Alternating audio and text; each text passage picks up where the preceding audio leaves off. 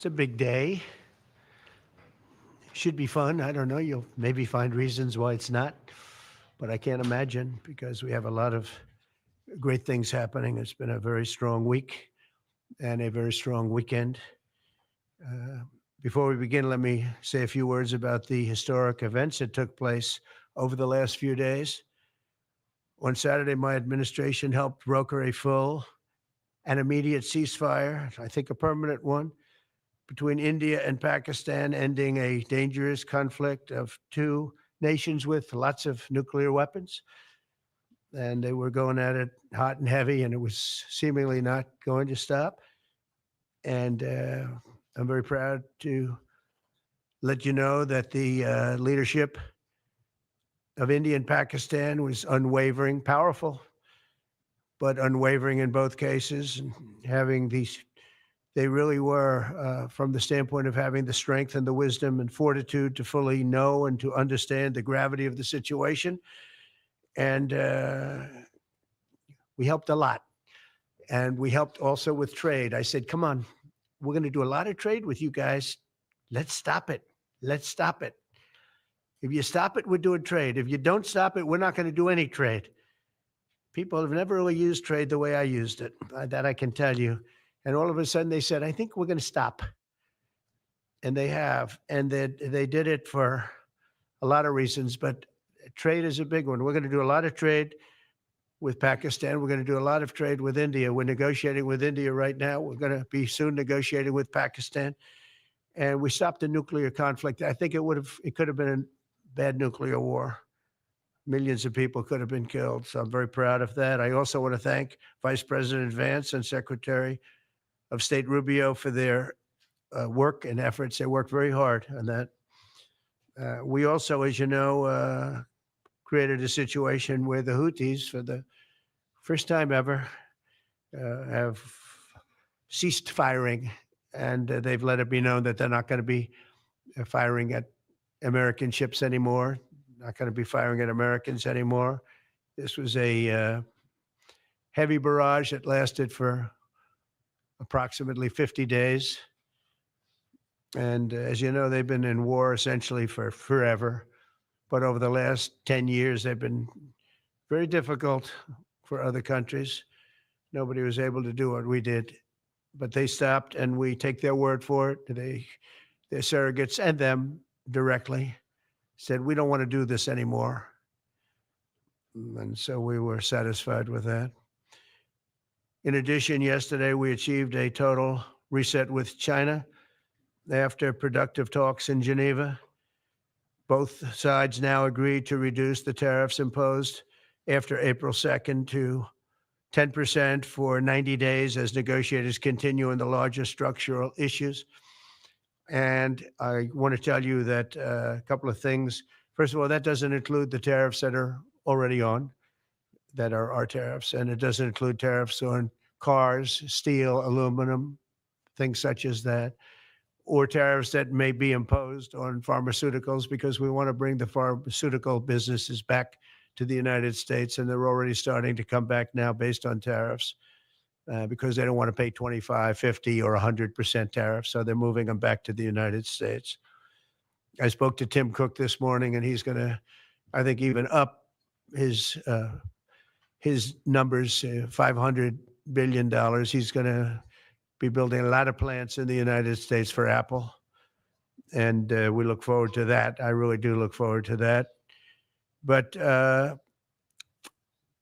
the talks in Geneva were very friendly. The relationship is very good. We're not looking to hurt China. China was being hurt very badly. They were closing up factories. They were having a lot of unrest. And they were very happy to be able to do something with us. And the relationship is very, very good. I'll speak to President Xi maybe at the end of the week. We have some other things we're doing. But one of the biggest things that we're doing, and I don't know if people realize this, but we made a great deal with China, great trade deal. But it was a much bigger deal originally, and then they canceled it right in the last day. Some of you faces I remember were there when that happened. I remember you. And we had a deal where they opened up their country to trade with the United States. And they took that away at the last moment, and then I canceled the whole thing. And then 6 months later, we ended up doing a smaller deal, but it was a big deal. It was $50 billion worth of product that they were going to purchase from our farmers, et cetera. And we agreed to that. People thought it was 15 because they were doing 15. We made it 50 because I misunderstood the 15. I said, you got to get 50. Because when I asked, if you remember the story, when I asked, what are we doing with them? My Secretary of Agriculture at the time, Sonny Perdue, said, sir, it's about 15 billion and we're asking for 15. And I thought he said 50. So I said, so they came back with the deal at 15. And I said, no way, I want 50 because you said 50. They said, sir, we didn't say that. Anyway, bottom line, I said, go back and ask for 50. And they gave us 50. And they were honoring the deal. And we would call them up a lot for the corn and for the wheat and for everything. They were honoring the deal. And then when Biden got in, they no longer honored the deal. There was nobody to call. I would call on an average of once every 2 weeks to say, come on, you have to speed it up a little bit. And our farmers were doing great. I said to them, buy more land and bigger tractors, if you remember. That's what happened. But the deal was a very good deal. But the best part of the deal was that we opened up China. China agreed to open itself up to American business to go in. And it would have been a great thing, I think, for China. They would be able to see things that they haven't seen. They would be able to buy products that they have never been able to buy. Would have been great for American business. I think it would have brought unity between China, better unity between China and the United States. And the bottom line is that they canceled it the last day. We were all set to sign it. And then I went a little bit angry. I got a little angry. I said, they canceled the deal. The deal was done. It was all ready to be signed. And people went over, they came back to me, sir, they don't want to sign the opening up China. Well, the biggest thing that we're discussing is the opening up China, and they've agreed to do that, but it's going to take a while to paper it. You know, that's not the easiest thing to paper, but that's the single, I think, to me, some people would disagree. Some people would say we're getting a lot of money with tariffs or whatever, but, you know, especially when you add what we already have, because remember, we're already getting the 50% on steel and different things. That's not included in these numbers. So you can add that. But the biggest thing to me is the opening up. I think it would be fantastic for our businesses if we could go in and compete with China. It would be a lot of jobs for China. It would be, I think, at a time when they can frankly use the jobs. And that's what we're talking about. So that's a very, very important element to add. So when Scott, I watched him speak the other day, and I think he didn't want to say it, but I said, it's okay to say it. Look, if we don't get it, we don't get it. But if we don't get it, it won't be a positive thing. But if we do get it, I think it's maybe the most important thing to happen. Because if you think about it, we opened up our country to China. They have very few restrictions. And they didn't open their country to us. Never made sense to me. It's not fair. And they've agreed to open China, fully open China. And I think it's going to be fantastic for China. I think it's going to be fantastic for us. And I think it's going to be great for unification and peace. China will also suspend and remove all of its non-monetary barriers. They've agreed to do that. Well, they're very numerous. But again, to me, the biggest thing that came out of that meeting is they've agreed. Now we have to get it papered, but they've agreed to open up China. It's going to be great for everybody. And third, I'm very happy to announce that Idan Alexander, an American citizen who until recently most thought was no longer living, thought was dead, is going to be released in about 2 hours, actually. And he's going to be released before the eyes of Steve Witkoff, who has done a fantastic job. I know a lot of people that have a lot of talent. I know Steve, he had a lot of talent. But I know a lot of people with a lot of talent, but there's one that I thought had a special way about him, special personality. Aside from being a good deal maker, had a special way about him, and it was Steve. Knew very little about the subject matter, who does? But he learned it in about 2 hours. And he's been fantastic. So I want to just thank Steve. But they're going to be releasing be done in about 2 hours from now, or sometime today, let's say. And again, they thought he was dead just a short while ago. His parents are so happy. They're so happy. So it's, as you know, 𝗙𝘂𝘁𝗂𝗿𝗀, the only American citizen, is captured and held hostage by Hamas since October 7th, 2023. And he's coming home to his parents, which is really great news. I mean, to me, it's big news. They thought he was dead. So that's that. So we'll be heading there, and we'll be seeing 3 primary countries. You know all about that: Saudi Arabia, UAE, Qatar. On Thursday's meeting with Russia and Ukraine is very important. I was very insistent that that meeting take place. I think good things can come out of that meeting. Stop the bloodshed of the horrible. It's a bloodbath. But that 5,000 more, it's really much more. I'm trying to be conservative, more than 5,000 soldiers. Russian, they're not American soldiers. They're from Russia. They're from Ukraine, but they're people. They're human souls, and they're being killed at levels that we haven't seen since the Second World War. And it's every week. A lot of drone fighting. It's a whole new form of warfare, and it's violent and vicious. And so that's it. I'd like to go back to China just for a second. They're very heavy on the fentanyl. We're charging them, as you know, 20% for the fact that they send fentanyl into our country. And they've agreed that they're going to stop that. And, you know, they'll be rewarded by not having to pay, you know, hundreds of billions of dollars in tariffs.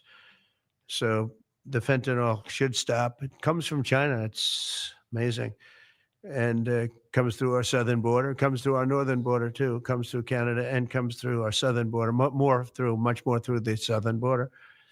But so that's a very important subject to me, because everybody in this room has lost friends or people that have family members that have died of fentanyl. So there's a big incentive for China to stop, and I take them at their word. They're going to work on that, I think, very hard. And one thing, when they work on something, they get it done. So now I'm about to depart on a historic visit. Some of you are going with us to, as I said, Saudi Arabia, Qatar, and United Arab Emirates. Before I do, I'll sign one of the most consequential executive orders in our country's history. I don't think there's ever been anything signed like this, certainly not with respect to healthcare, nothing even close. I'm delighted to be joined on this occasion by Secretary of Health and Human Services, Robert F. Kennedy Jr., who is doing a really good job, I have to tell you that. CMS Administrator, a friend of mine, Dr. Mehmet Oz, who is an amazing guy. You know, I was telling Bobby before, Oz had a very successful show, but it hurt his reputation. Because when you're in show business, it hurts your reputation a little bit. It's good for you. It's good for you. But in terms of professionalism and being a doctor, it sort of hurts your reputation. This guy went to the best schools, was the best, I mean, top of the line. Then he did a television show, became a success, made a lot of money, all that stuff. But it sort of hurt him. And you know who I compare that to? I hate to say this, but a special woman, Jeanine Pirro. She was the toughest, smartest DA, maybe in our countries, in our cities and states history, New York.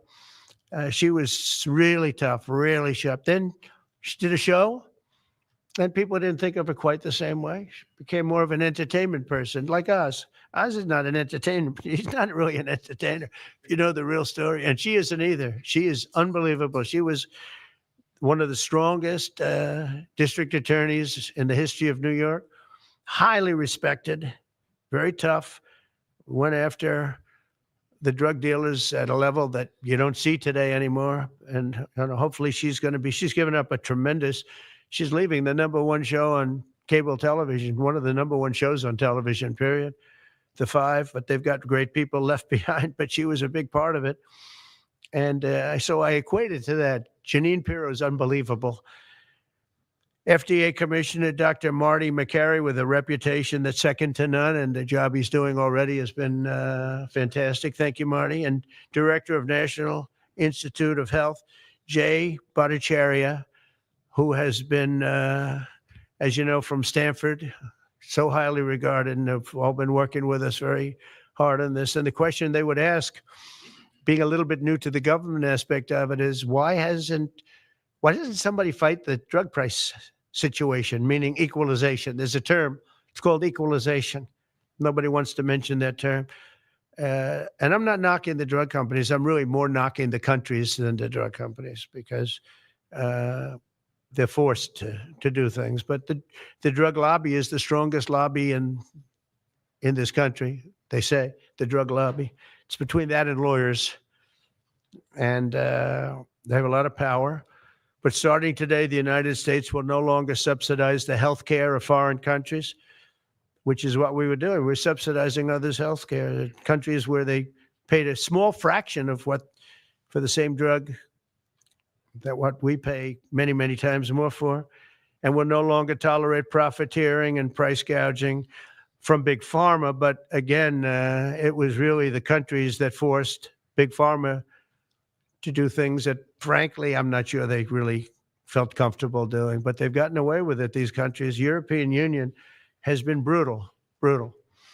And the drug companies actually told me stories. It was just brutal how they forced them. And European Union suing all our companies, Apple, Google, Meta. They're suing all of our companies. They end up, they have judges that are European Union-centric, and they get rewarded $15 billion, $17 billion, $20 billion, and they use that to run their operation. Not going to happen any longer, that I can tell you. So what's been happening is we've been subsidizing other countries throughout the world, not just in Europe, throughout the world. European Union was the most difficult, from what I understand. I mean, I'll tell you a story. A friend of mine who's a businessman, very, very, very top guy. Most of you would have heard of him. A highly neurotic, brilliant businessman, seriously overweight, and he takes the fat shot drug.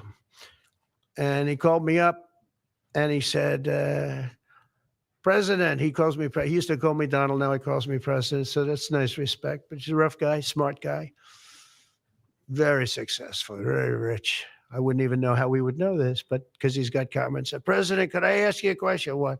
I'm in London, and I just paid for this damn fat drug I take. I said, it's not working. He said, I just paid $88. And in New York, I pay $1,300. What the hell is going on?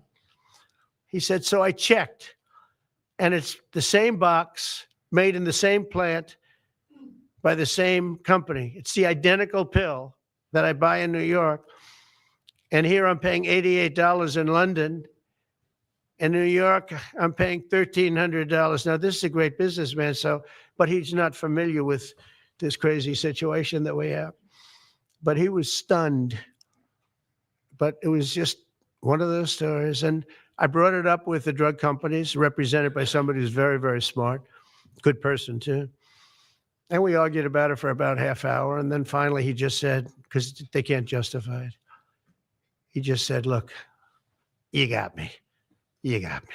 I can no longer they've been justifying this crap for years. They said, oh, it's research and development. Well, I said, well, research and development, other countries should pay research and development too. It's for their benefit. It was just one of those things. And the other countries would set a price and they'd meet the price and they'd say, if you don't meet the price, you can't sell it in our country. I said, well, then you walk away and, they'll call you back and they'll sell it in the country. But now they'll have to do that. So for the first time in many years, we'll slash the cost of prescription drugs and we will bring fairness to America. Drug prices will come down by much more, really, if you think 59. If you think of a drug that is sometimes 10 times more expensive, it's much more than the 59%. It depends on the way you want to analyze it. But in one way, you could analyze it that way. But between 59 and 80, and I guess even 90%. So when I worked so hard in the first term, and if I got prices down, remember, I was the only one to ever get prices down for a full year. but I'd get them down like 2%, and I thought it was like a big deal. Well, we're getting them down 60, 70, 80, 90%, but actually more than that if you think about it in the way mathematically. And Pharma has to say, we're sorry, but we'll not be able to do this any longer to these countries that have been so tough. They've been very tough, nasty. It's trade. It's trade. And Pharma is also very powerful. And the Democrats have protected Pharma. The Democrats, this is the Democrats have protected Pharma. These are the Democrats. And by the way, I just called the Speaker of the House, and I just called the leader, our leader in the Senate, John Thune, Mike Johnson. Spoke to both of them. I said, when you score, you're going to have to score two things. You're going to have to, number one, score that hundreds of billions of dollars of tariff money is coming in. But even bigger than that, you're going to have to score that your cost for Medicaid and Medicare and just basically pharmaceuticals and drugs is going down at a level that nobody has ever seen before. It'll pay for the Golden Dome. I see the Golden Dome is there, see? That'll easily pay for the Golden Dome. And we'll have a lot of money left over. We need the Golden Dome, by the way, in this world. Although this world's a lot safer today than it was a week ago, and a lot safer than it was 6 months ago. We had people that had no clue what they were doing. So today, Americans spend 70% more for prescription drugs than we spent in the year 2000. Think of that. Our country has the highest drug prices anywhere in the world by sometimes a factor of 5, 6, 7, 8 times. It's not like they're slightly higher. They're 6, 7, 8 times. There are even cases of 10 times higher. So that you go 10 times more expensive for the same drug, that's big numbers. Even though the United States is home to only 4% of the world's population, pharmaceutical companies make more than 2/3 of their profits in America. So think of that. With 4% of the population, the pharmaceutical companies make most of their money, most of their profits from America. That's not a good thing. Now, I think, by the way, I have great respect for these companies and for the people that run them. I really do. And I think they did one of the greatest jobs in history for their company, convincing people for many years that this was a fair system. Nobody really understood why, but I figured it out. For years, pharmaceutical and drug companies have said that research and development costs were what they are. And for no reason whatsoever, they had to be borne by America alone. Not anymore, they don't. This means American patients were effectively subsidizing socialist healthcare systems in Germany, in all parts of the European Union. They were the toughest of all. They were nasty. And I see that. I see that with trade, too. European Union is in many ways nastier than China, okay? And we've just started with them. Oh, they'll come down a lot. You watch. We have all the cards. They treated us very unfairly. They sell us 13 million cars. We sell them none. They sell us their agricultural products. We sell them virtually none. They don't take our products. That gives us all the cards and very unfair. So they're going to have to pay more for health care, and we're going to have to pay less. That's all it is. And believe it or not, because it's really the world we're talking about, not just the European Union, but because it's the world, the numbers are for the healthcare company not as bad as you would think. They'll make the same. I think the healthcare companies should make pretty much the same money. I really don't believe they should be affected very much because it's just a redistribution of wealth. It's a redistribution where it could be the same top line, but it's going to be distributed differently. Europe's going to have to pay a little bit more. The rest of the world's going to have to pay a little bit more, and America's going to pay a lot less. Again, because it's a much smaller population than when you think of the whole world. So basically what we're doing is equalizing. There's a new word that I came up with, which I think is probably the best word. We're going to equalize, where we're all going to pay the same. We're going to pay what Europe's going to pay. We're going to all pay. Now, there may be some countries in dire need, and I would be willing to sacrifice that. and help them. But it's called Most Favored Nation. We are going to pay the lowest price there is in the world. We will get whoever is paying the lowest price. That's the price that we're going to get. So remember that. So we're no longer paying 10 times more than another country. Whoever is paying the lowest price, we will look at that price and we will say that's the price we're going to pay. Most favored nations. That's what it is. One breast cancer drug costs Americans over $16,000 per bottle, but the same drug from the same factory, manufactured by the same company, is 1/6 that price in Australia and 1/10 that price in Sweden. 1/10 for the identical product. A common asthma drug costs almost $500 here in America, but costs less than $40 in the United Kingdom. So $40 in the United Kingdom, which is where this gentleman told me he paid a small amount for his shot. But think of that. So $40 versus $500 here. That's not even bad. There are much worse examples. And the weight loss drug, Ozempic, costs 10 times more in the United States than in the rest of the developed world. 10 times more. Why? Why? What did we do? Suckers. But we never had a president that had the courage to do this. And nobody knew the system like I do. I mean, I've gotten to know this system so well. And I don't think it's fair that it benefits Obamacare. Obamacare is a failure. It's not a good health care. It works. I made it work. I had an obligation to make it work, or an obligation to let it die. I chose that we had to make it work. I had to make it as good as possible. And I had a choice. I could have let it fail or make it as good as possible. As good as possible means it was still not very good, but it survived. And we did the right thing. But this makes everything work. And I don't want to have a bad form of healthcare work because of the fact I was able to cut drug prices by 80 or 90%. So we're going to maybe come up with something. I think this gives the Republicans a chance to actually do a healthcare that's much better than Obamacare and for less money, which if you guys would work on that along with Congress. But I do want to say that Democrats could have done this a long time ago. They have fought like hell for the drug companies, and they knew they were doing the wrong thing. And it's going to be very hard. I was just telling the leader and the speaker that it's going to be very hard for the Democrats to vote against the one big, beautiful deal.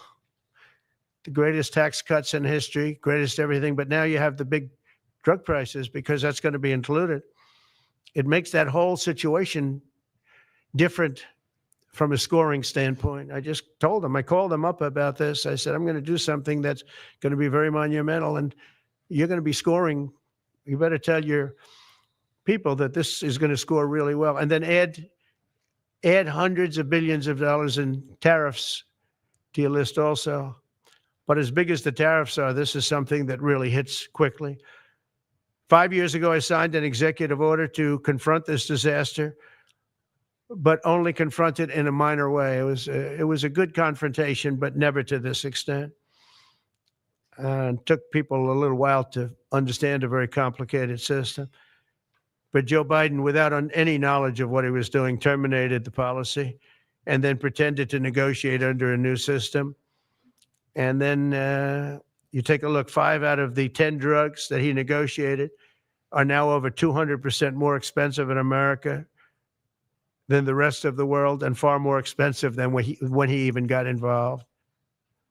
Much more expensive than when he got involved. Joe Biden's plan was as you know, because you wrote about it, you don't say it very loudly, but it was a very big failure, was his whole presidency. First, I'm directing the U.S. Trade Representatives and Department of Commerce to begin investigations into foreign nations that extort drug companies by blocking their products unless they accept bottom line and very low dollar amounts for their product, unfairly shifting the cost burden onto American patients.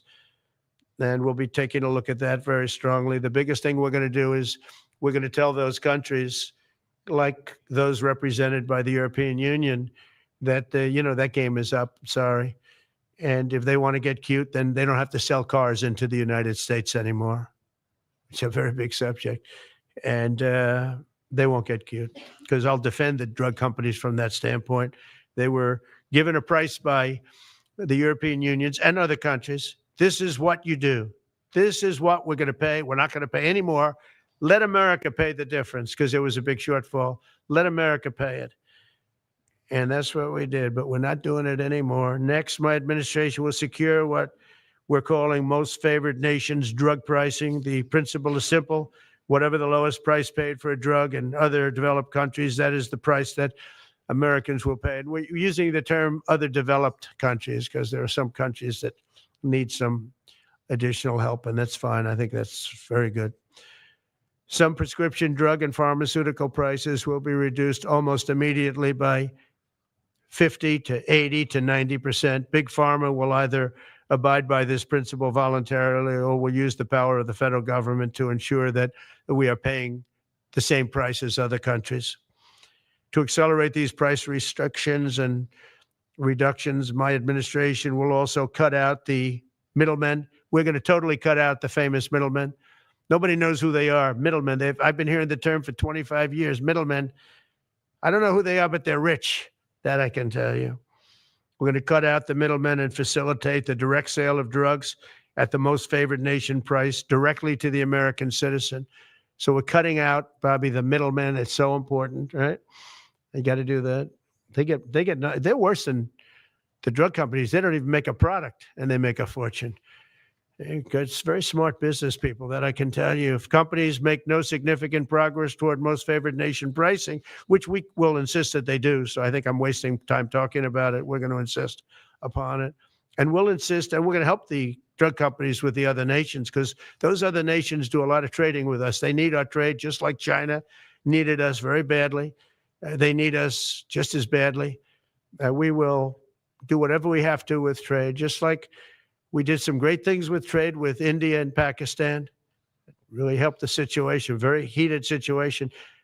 Could have lost millions of people, more than millions. I mean, many millions of people. And they want to do business with America, but we never used our powers that way. We never knew how. We never had people that knew how to do that. We'll also open up America's market to safe and legal imports of affordable drugs from other countries, putting dramatic downward pressure on prices. And if necessary, we'll investigate the drug companies, and we'll, in particular, investigate the countries that are doing this, and we will add it onto the price that we charge them for doing business in America. In other words, we'll add it on to tariffs if they don't do what is right, which is everybody should equalize. Everybody should pay the same price. And special interests may not like this very much, but the American people will. I am doing this for the American people. I'm doing this against the most powerful lobby in the world, probably the drug lobby, drug and pharmaceutical lobby. But it's one of the most important orders, I think, that's ever been signed, certainly with regard to healthcare or health in the history of our country. And it's an honor to be a part of it. And I'd like to ask Robert F. Kennedy to say a few words, please. Thank you. Thank you, Mr. President. This is an extraordinary day. This is an issue that, I grew up in the Democratic Party, and every major Democratic leader for 20 years has been making this promise to the American people. This was the fulcrum of Bernie Sanders' runs for presidency, that he was going to eliminate this discrepancy between Europe and the United States. But as it turns out, none of them were doing it. It's one of these promises that politicians make to their constituents, knowing that they'll never have to do it. And the reason they'll never have to do it is because they know that Congress is controlled in so many ways by the pharmaceutical industry. There's at least one pharmaceutical lobbyist for every congressman, every senator on Capitol Hill, and every member of the Supreme Court. By some estimates, 3. Pharmaceutical companies, the industry itself, spends 3 times what the next largest lobbyist spends on lobbying. So this was an issue that people talked about, but nobody wanted to do anything. because it was radioactive. They knew you couldn't get it by Congress. We now have a president who is a man of his word, who has the courage. President Trump was taking money from the pharmaceutical industry too. I think they gave you $100 million, but he can't be bought, unlike most of the politicians in this country. And he is standing here for the American people. I don't know what, there's writers like Lord Elizabeth Warren or Robert Reich who are saying that President Trump is on this side of the oligarchs. There has never been a president more willing to stand up to the oligarchs than President Donald Trump. And I'm very, very proud of you, Mr. President, for your courage, I'll say, because I don't want to be crude, your intestinal fortitude, your stiff spine, and your willingness to stand up for the American people.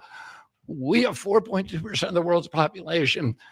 Our country represents 75% of the revenues for pharmaceutical companies. We spend in our country $1,126 per capita on drugs. In Britain, they spend about $240. They spend 1/5 of what we do. And this is true across Europe. And the drug companies, Europeans, if you ask them, it made no sense what they were saying.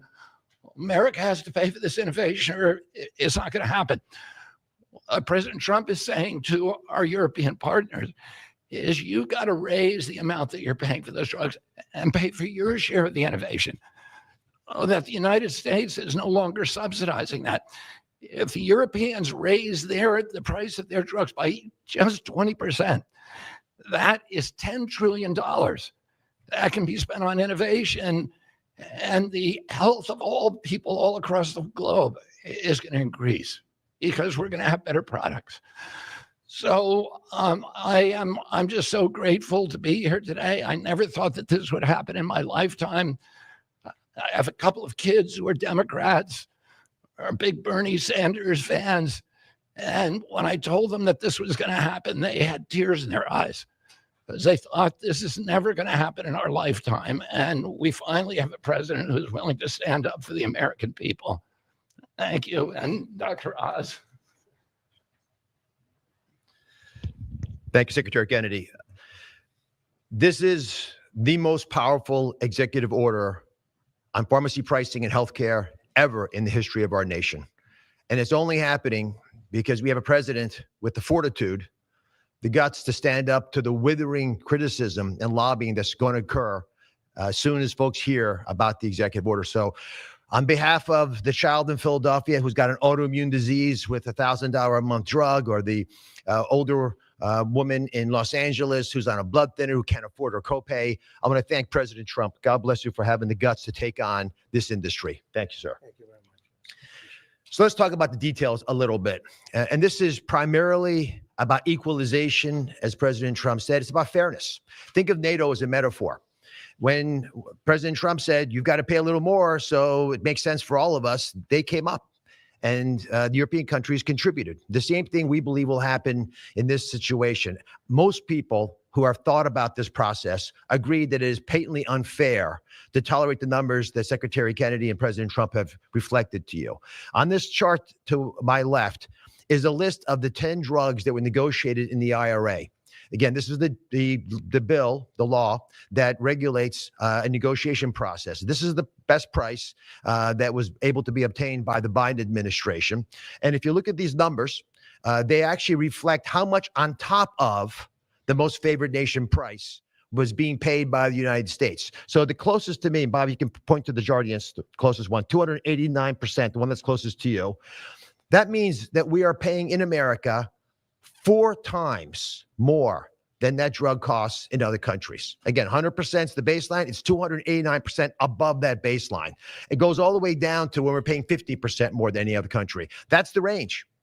As was pointed out by President Trump, half the time we're paying 3 times more than is paid in other countries. It doesn't make any sense for the system. That stated, President Trump has over and over again indicated, and Secretary Kennedy reflected as well, we want innovation. We want our technology partners doing the best they can to make the best solutions for drugs to cure as many people in America and around the world as possible. By getting our allies to pay a bit more, as they should be, and they should have for many years been doing, will course correct a problem that's gotten out of hand. And by doing that in a thoughtful, effective way, we're going to be able to get the pharmaceutical industry whole. Those jobs will still be here, will still be productive, will still be curing cancer and a slew of other ailments that plague humanity. America will still be the leader in this space, but we'll be paying the appropriate amount, the right-sized amount for those tasks. So over the next 30 days, the four of us up here, together with people standing in the back of this room who are doing a lot of the heavy lifting, are going to be approaching pharmaceutical companies to talk specifically about what we want the most favored nation price to be based on the best data we have. We're looking forward to a thoughtful interaction with these corporate leaders, many of whom we've spoken to and in quiet will agree the system is not right the way it is. They're patriotic Americans. They want what's right. But the fact that in my lifetime, as Secretary Kennedy said, for the first time, we have a thoughtful and aggressive approach thanks to President Trump on taking on the special interests, should give all Americans confidence that this is an administration that stands for fairness and should chill the waters for those who believe they can push us away from our North Star, which is to take care of the American people. Mr. President, God bless you. Thank you. Thank you. Jay, you want to go next? Sure. So I teach economics at Stanford as well as health policy. And one thing that's really, really simple in economics is that when you have a persistent price difference for the same product between two countries, there is something deeply wrong. And what President Trump has done is a historic measure that should have been done a long time ago. What we're going to do is make sure that those prices become much closer to equal, like a competitive market you'd expect.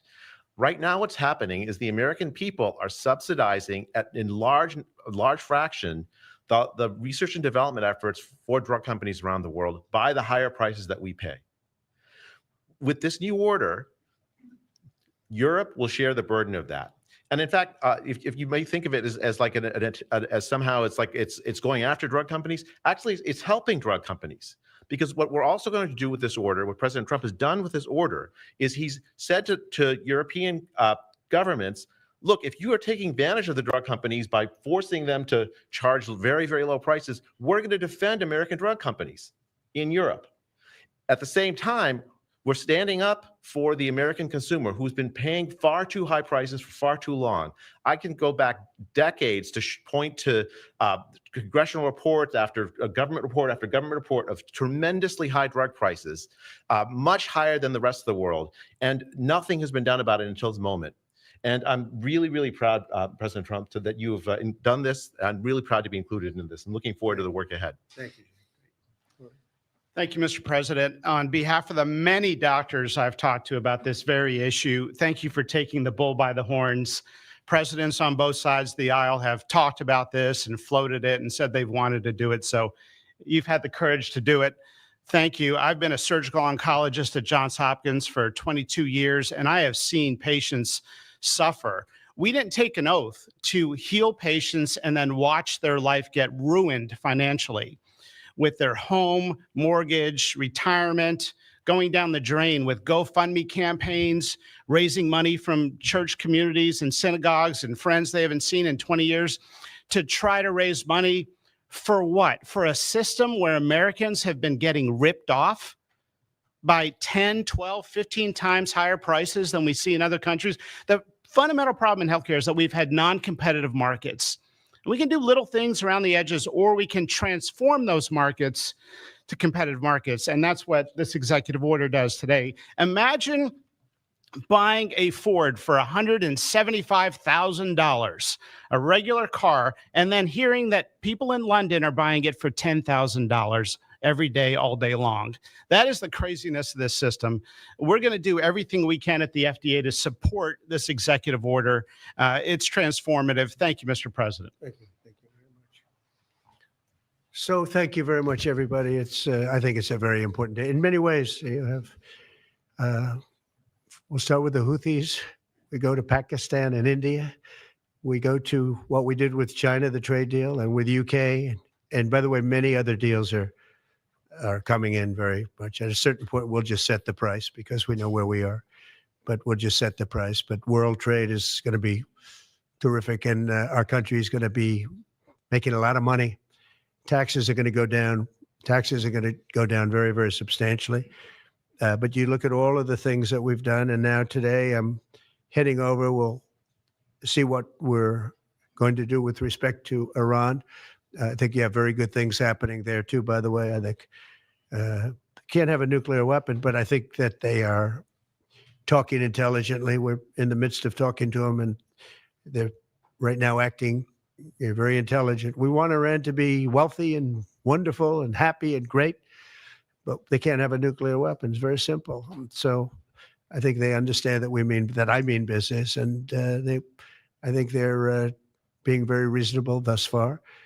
And don't underestimate Thursday in Turkey.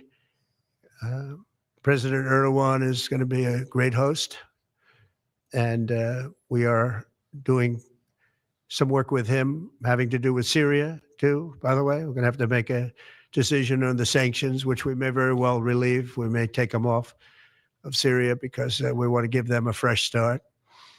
But President Erdogan's asked me about that. Many people have asked me about that because the way we have them sanctioned, it doesn't really give them much of a start.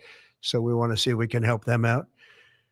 So we'll make that determination. But I think you're going to have maybe a good meeting. You have the potential for a good meeting, that a meeting wasn't going to take place. I insisted that that meeting take place. And it is taking place. And I think you may have a good result out of the Thursday meeting in Turkey between Russia and Ukraine. And I believe the two leaders were going to be there. I was thinking about flying over. I don't know where I'm going to be on Thursday. I've got so many meetings. But I was thinking about actually flying over there. There's a possibility of it, I guess, if I think things can happen. But we got to get it done. We got to save 5,000 lives a week. 5,000 lives is really more than that. It's worse than that. And when you see and you don't want to see it, but when you see the satellite photographs of the battlefield with arms and legs and heads all over the place, separated by 30 yards from bodies, doesn't make sense. Doesn't make sense. So we're working very hard to see if we can end that bloodbath. Okay, there shouldn't be too many questions. It's been covered pretty well. Mr. President, thank you for taking questions. Two quick ones for you. Starting on trade. If a longer-term deal is not reached with China at the end of these 90 days, can the American people expect those tariffs to go back up to 145%? No, but they would go up substantially higher. Okay. And then at 145, you're really decoupling because nobody's going to buy. But they can go, they got very high because of additional tariffs I applied during the course because of fentanyl and other things. But no, but they'd go substantially higher. And then on Qatar, Mr. President. I think you will have a deal, however.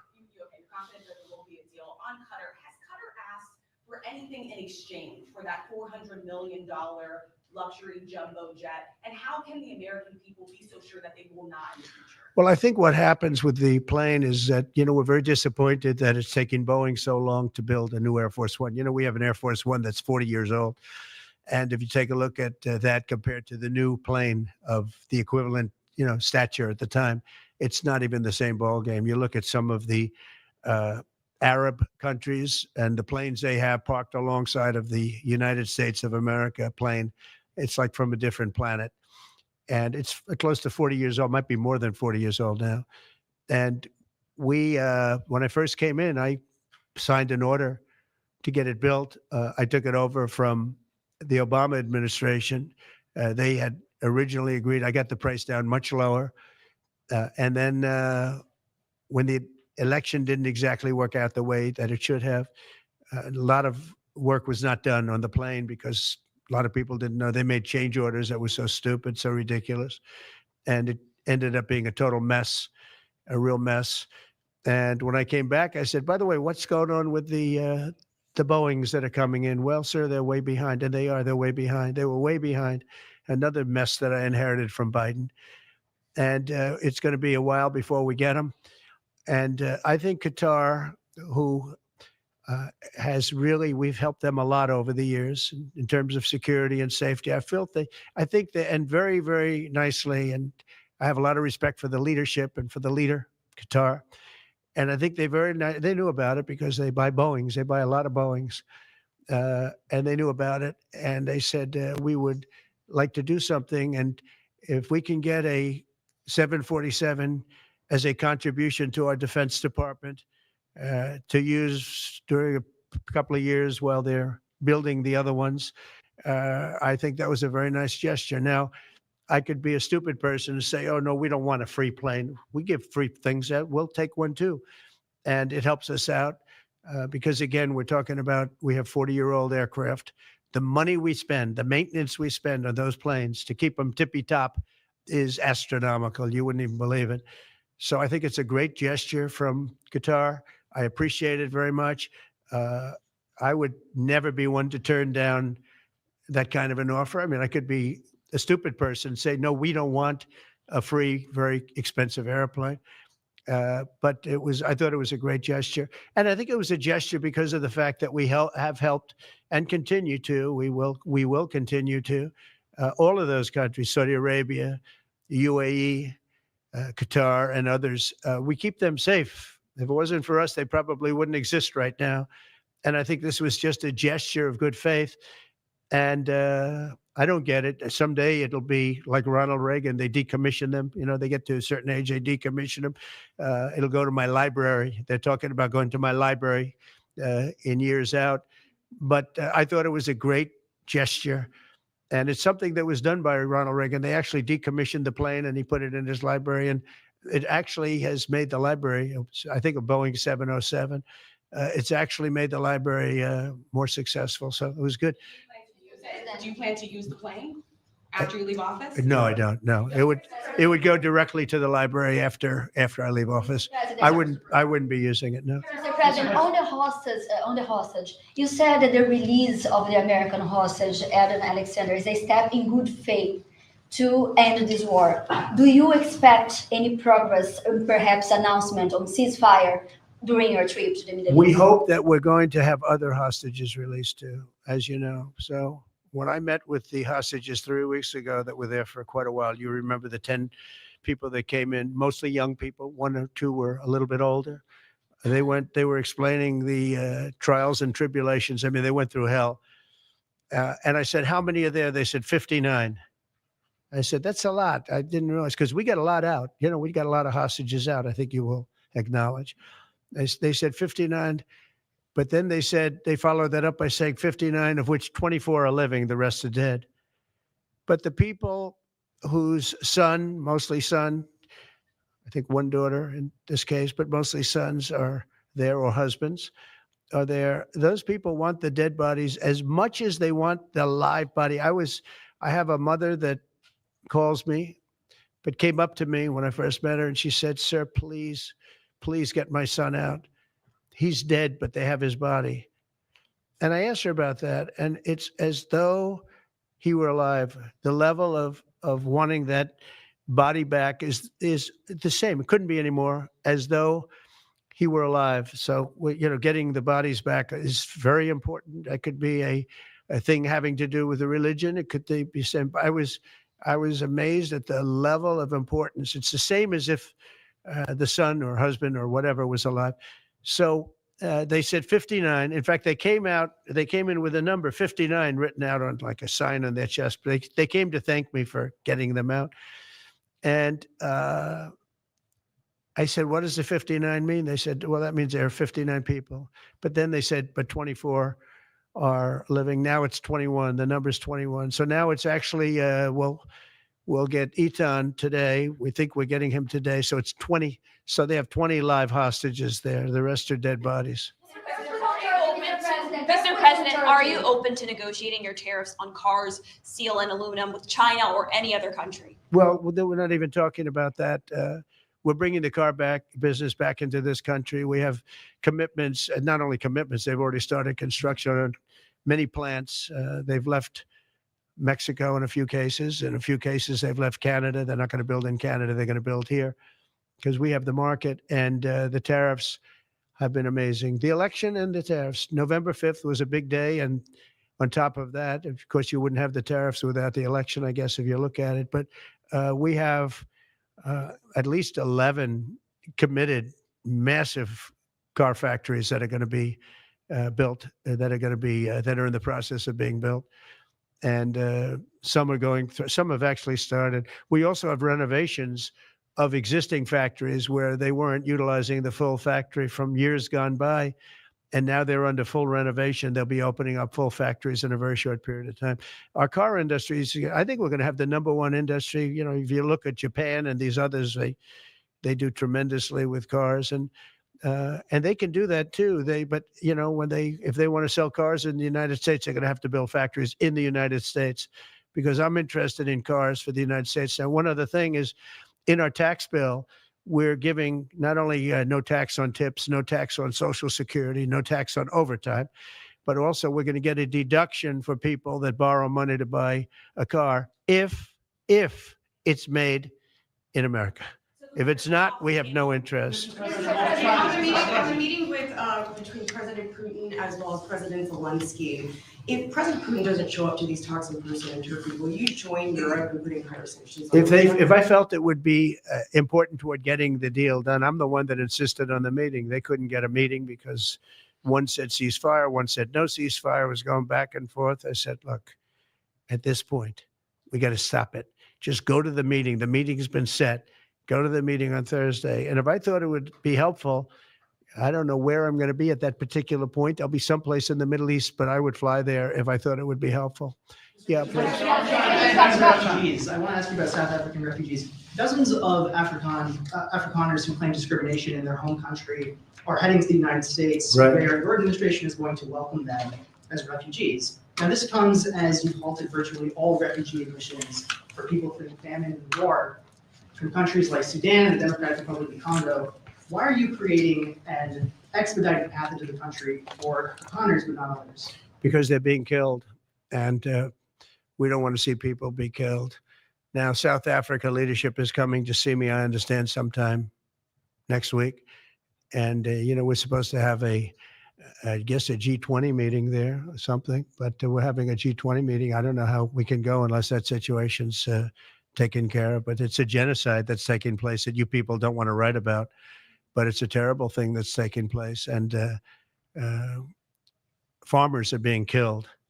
They happen to be white, but whether they're white or black makes no difference to me, but white farmers are being brutally killed, and their land is being confiscated in South Africa. And the newspapers and the media, television media, doesn't even talk about it. If it were the other way around, they talk about it.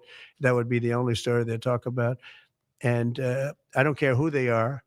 I don't care about their race, their color. I don't care about their height, their weight. I don't care about anything. I just know that what's happening is terrible. I have people that live in South Africa. They say it's a terrible situation taking place. So we've essentially extended citizenship to those people to escape from that violence and come here. Yeah. Please. Yeah, Mr. President, thank you. Are you letting China off the hook for these 90 days, and do you really believe that they will follow through with non-tariff barriers and remove those? Non-monetary tariffs, yeah. Yeah, I think they're going to follow through. I think they want it very badly. I think they want the deal very badly. Again, this doesn't include the steel tariffs that I put on a long time ago that Biden tried to get off, but he couldn't get them off because it was too much money. You know, I took in hundreds of billions of dollars from China, what a lot of people don't know, but we put on the tariffs originally. And if I didn't do that, we wouldn't have a steel industry today. Now we have a thriving steel industry. It'll be thriving much more with what we're doing because this is the next level. But it doesn't include that, doesn't include cars, doesn't include pharmaceuticals when we do that. And the reason we're doing that will be to get them to come back in the country. You know, there are, again, I always say it because a lot of people forget, but if a company like Eli Lilly, which is making a massive investment in the United States right now, they're building many, many plants. They've already started like 7 of them, many plants, but they are not going to be tariffed. There's no tariff cost. So they're all doing that. They're all coming back to the United States. I mean, I'll tell you what, I hope I get the benefit of watching this because as president, because, you know, it takes a little while to do this stuff. And we're doing it early in the administration.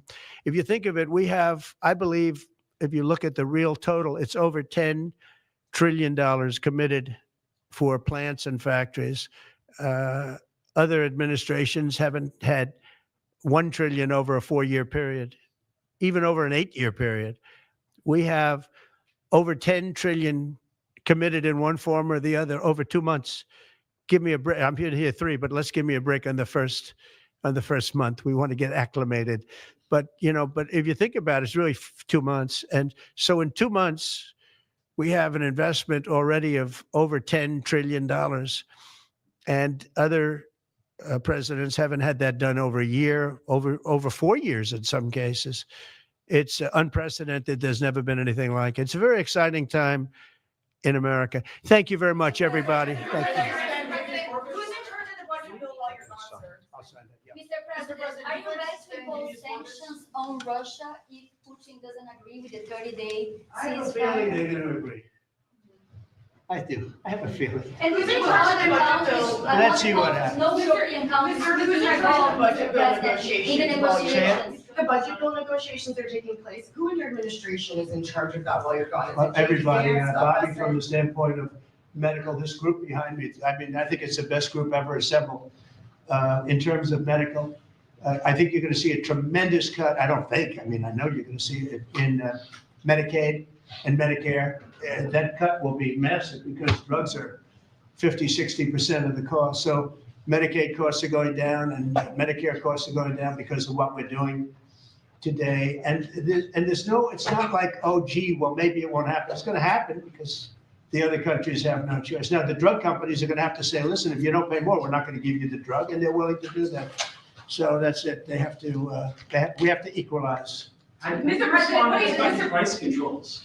Say it. How do you respond to the fact that this? It's not price control. No, no. What was price control is before. If you want to talk about price control is what they were doing. They were making us pay. They set a price and they said, here's what we're going to pay. And anything else charge America. Because at that time they had a very stupid president and it really went crazy during the last 4 years. And remember this, the Democrats are the ones that allowed this to happen. They were the ones that were the protector of this pricing system. And I think it's going to be very hard. You'll have to ask Democrats, are they going to vote against the one great, big, beautiful deal that's being negotiated now, tax cuts, et cetera? We're now on top of the tax cuts and regulation cuts, all the things. Now you're going to say that the price of your medicine is going down by 60, 70, 80%. You're going to vote against it? I think a lot of Democrats are going to be forced to do something that their leaders are going to beg them not to do, and that's vote for the bill. I don't see how they can vote against it. How can they vote against it when drug prices, drugs and pharmaceuticals are going to be down 70, 80%? It's going to be very interesting. Mr. President, what do you say to people who view that luxury jet as a personal gift to you? Why not leave it You're behind? ABC fake news, right? Why It's not? only ABC. Well, a few of you would. Let me tell you, you should be embarrassed asking that question. They're giving us a free jet. I could say, no, don't give us, I want to pay you $1 billion or 400 million or whatever it is. Or I could say, thank you very much. You know, there was an old golfer named Sam Snead. Did you ever hear him? He won 82 tournaments. He was a great golfer.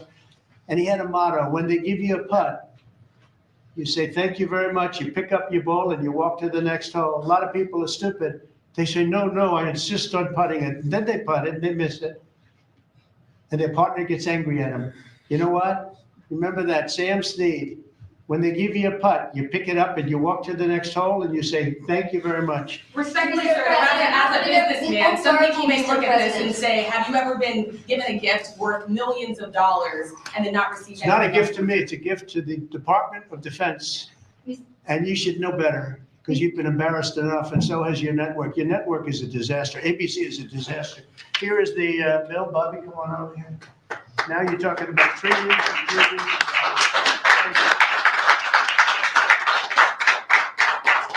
Thank you very much, everybody. Mr. President, question about Turkey. Thank you very much.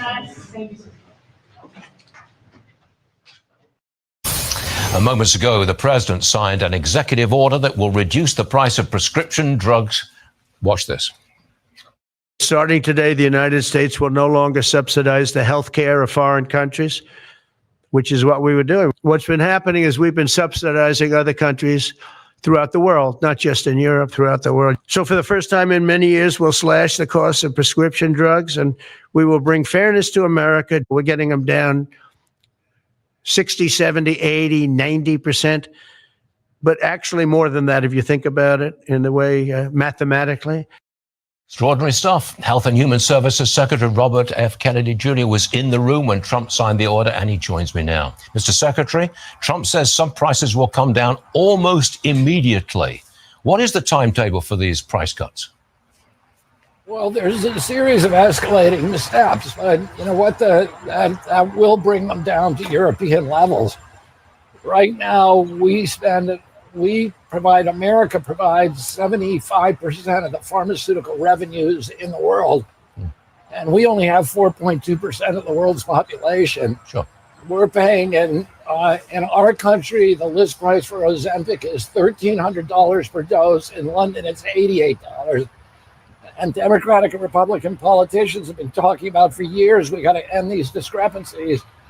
Nobody has had the courage to do it because of the power of the pharmaceutical lobby on Capitol Hill. Okay. In answer to your question, how soon will this happen? It depends on how enthusiastically the drug companies cooperate. There are a series of escalating steps that we will take if they don't cooperate. But we've been meeting with the pharmaceutical companies. They admit that this is something that should have ended a long time ago. And I think they're ready to figure out a way to get there. And they have advantages in this executive order, Stuart. Okay. Because we got rid of the PBMs, we got rid of the middlemen, and that's something that they've wanted themselves. Dr. Mark Siegel was on the program just a few minutes ago, and he said the devil is in the details. Specifically, do these drug price cuts apply to Medicare Part D? Can you answer the question? Yeah, they absolutely will. They'll apply to Medicare, and they'll apply in the private market as well. There are some critics of this who say, look, these are price controls, almost neo-socialist price controls on drug prices. What's your answer to that? My answer is it's getting rid of price controls because the European governments have told the drug companies, here is the maximum price we're going to pay. We're not going to pay any more. If you don't give us this price, you can't sell it in our country. That is the epitome of a price control. President Trump is returning the marketplace to this and saying, look, we're going to have a global marketplace. We're going to pay the same thing in one country as we're going to pay it in the other. And we're going to stop subsidizing healthcare costs in Europe. So we are subsidizing socialized medicine in Europe on the backs of U.S. patients who are going bankrupt to pay these prices. The number one cause of bankruptcy in this country now is healthcare costs. Yep. And we have all these Americans who, we're getting them better, but then they are bankrupt and they have no money in order to subsidize price controls in Europe. So President Trump is going to get rid of the price controls. You said that some of your children, some of whom are Bernie Sanders supporters, were moved to tears by this announcement. It occurs to me that basically you've stolen the Democrat issue. You've just taken it away from them and you've done it yourself. Yeah, I mean, the Democratic Party, I grew up with the central issues. We were against NAFTA, and President Trump has now stolen that from them. Yeah. We were against. We were skeptical toward big ag and big pharma, and President Trump has stolen that from them. And the major fulcrum of Bernie Sanders' campaign has been, we are going to equalize drug prices in Europe and the United States. He was never able to do it because of the power of the pharmaceutical lobby. No Republican or Democrat has been able to do it, but we have a president. And I pointed this out. President Trump took $100 million from pharma. He can't be bought. And he is doing he's doing something. He is standing up for the American people here, Stuart. And I think, even my kids who are pretty left wing see that, and they were very moved by it. Mr. Secretary, it looks like you're having a lot of fun in your job these days. And it was a pleasure to have you on the program today. Come back soon, please. RFK Jr. Thank you, sir. Thank you, Stuart. You got it. Fox News alert overnight, the Trump administration securing another win, announcing a major tariff deal with China. Trade will be one of the major issues on the agenda. When the president makes his high-stakes trip, and the first one to the Middle East, he's going overseas today. White House Press Secretary Karoline Leavitt joins us now. Karoline, we're just mentioning there's probably 7 major stories. I know I'm going to disappoint somebody by not bringing it up. First off, your reaction, and what could you tell us about the China deal that has tariffs dropping from 145, 125 respectively to 30 and 10? This is an extraordinary first step in the right direction. And thanks to the strength of President Trump, Secretary Bessent and Ambassador Greer were able to cut this initial deal with China. China agreed to reduce their tariffs on the United States by 115%. They also agreed to continue having discussions about opening Chinese markets to American-made products and goods. And they also agreed to continue seriously discussing the grave impact that Chinese-produced fentanyl is having right here in the United States and our people. So this is a great first step for the American public, and Secretary Bessent, Ambassador Greer, and of course, President Trump will continue negotiations with China so we can hopefully inevitably get to a fair and comprehensive big trade deal. Do you know yet, Karoline, if they're going to unfreeze their rare earth and the magnets that we use for our technical equipment as well as our military equipment? I do understand that was part of the discussion, but I also know that the administration is working overtime 24/7 with a dedicated team to onshore that very critical supply chain here at home. We need to be producing those magnets, those rare earth minerals, and also look at pharmaceuticals, look at semiconductors. There are critical supply chains that we have been dependent on other countries for far too long. So while we continue to negotiate these good and fair trade deals, we will also continue to boost our domestic manufacturing here at home to strengthen our national security. All right, so we got the UK deal, the framework for a China deal. Is there another deal queued up, ready to go today before you leave? Well, look, we told you the next 100 days would consist of peace deals and trade deals, and that's exactly what we have seen. The president announced last week the big trade deal with the UK, as you mentioned. Now we have a first deal with China. Just yesterday, the president announced the release of the last remaining American hostage in Gaza, Eden Alexander, who will soon be united with his loving family. God bless him. That's thanks to President Trump. We also negotiated a ceasefire with the Houthis, and President Trump was instrumental in negotiating a ceasefire with India and Pakistan. This is all in the last week. President Trump and his team are working incredibly hard on behalf of the country and the world to secure peace deals and trade deals. And don't forget, we have a tax deal coming too. The administration is working with Capitol Hill to sign the largest tax cuts in American history right now. So this pharmaceutical deal, I'm just going off the Truth Social post. It says, it's a long one, but he says, I'm pleased to announce that today, the White House at 9 o'clock will be signing one of the most consequential executive orders ever. They'll be reducing pharmaceuticals by about 80%.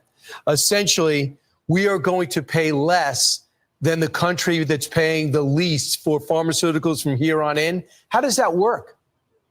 First of all, it cannot be overstated how big of a deal this executive order that President Trump will be signing in a couple of hours is for American families, and especially our seniors who have been ripped off by very large and rich pharmaceutical companies. The United States of America is less than 5% of the world's population, yet we purchase 75% of Big Pharma's profits. We pay an astronomical amount in comparison to other countries around the world. So the president is signing an executive order today that is going to implement most favored nations drug pricing and is going to reduce the cost of drugs in this country by more than half at least. America is going to pay a better rate and a fairer rate to the rest of the world. That's what the American people deserve. This is huge news. And also, I will add, we know that healthcare costs and drug prices were the #1 driver of Biden inflation. So not only are we bringing those down, but we are ending Biden inflation once and for all. Can you clarify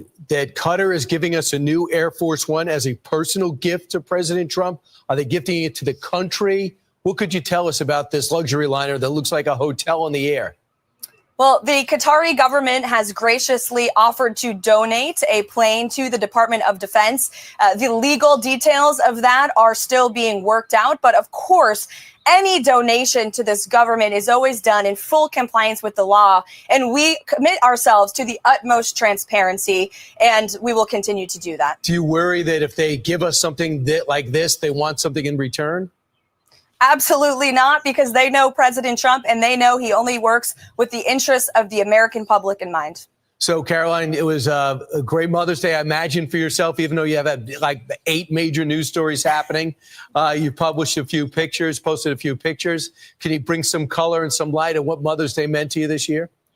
Well, it was my first Mother's Day, and it was incredibly special. I had a great day with my baby and my husband, relaxing family day, as now I'm headed off to the Middle East with the president. We're going to Saudi Arabia, Qatar, and the UAE this week. More big economic deals and peace deals to be announced. But yesterday was a beautiful day. Lots of news, but still a fun day with my family. Thanks for asking, Brian. Is the baby going? He's not going. He's going to stay nice and safe here in the country with his dad. He could use the miles, you know, it would be he helpful. Has plenty, trust me. Oh, he does? Okay, good. Karoline, thanks so much. I mean, I've never seen a day like this. So it's going to be fascinating to see the details unwind about unfurled on the trade deal with China, as well as we didn't even talk about the Iran talks that took place in round 4. So thanks so much, Karoline. I appreciate it this morning. Thanks, Brian. I'm Steve Doocy. I'm Brian Kilmeade. And I'm Ainsley Earhart. And click here to subscribe to the Fox News YouTube page to catch our hottest interviews and most compelling analysis.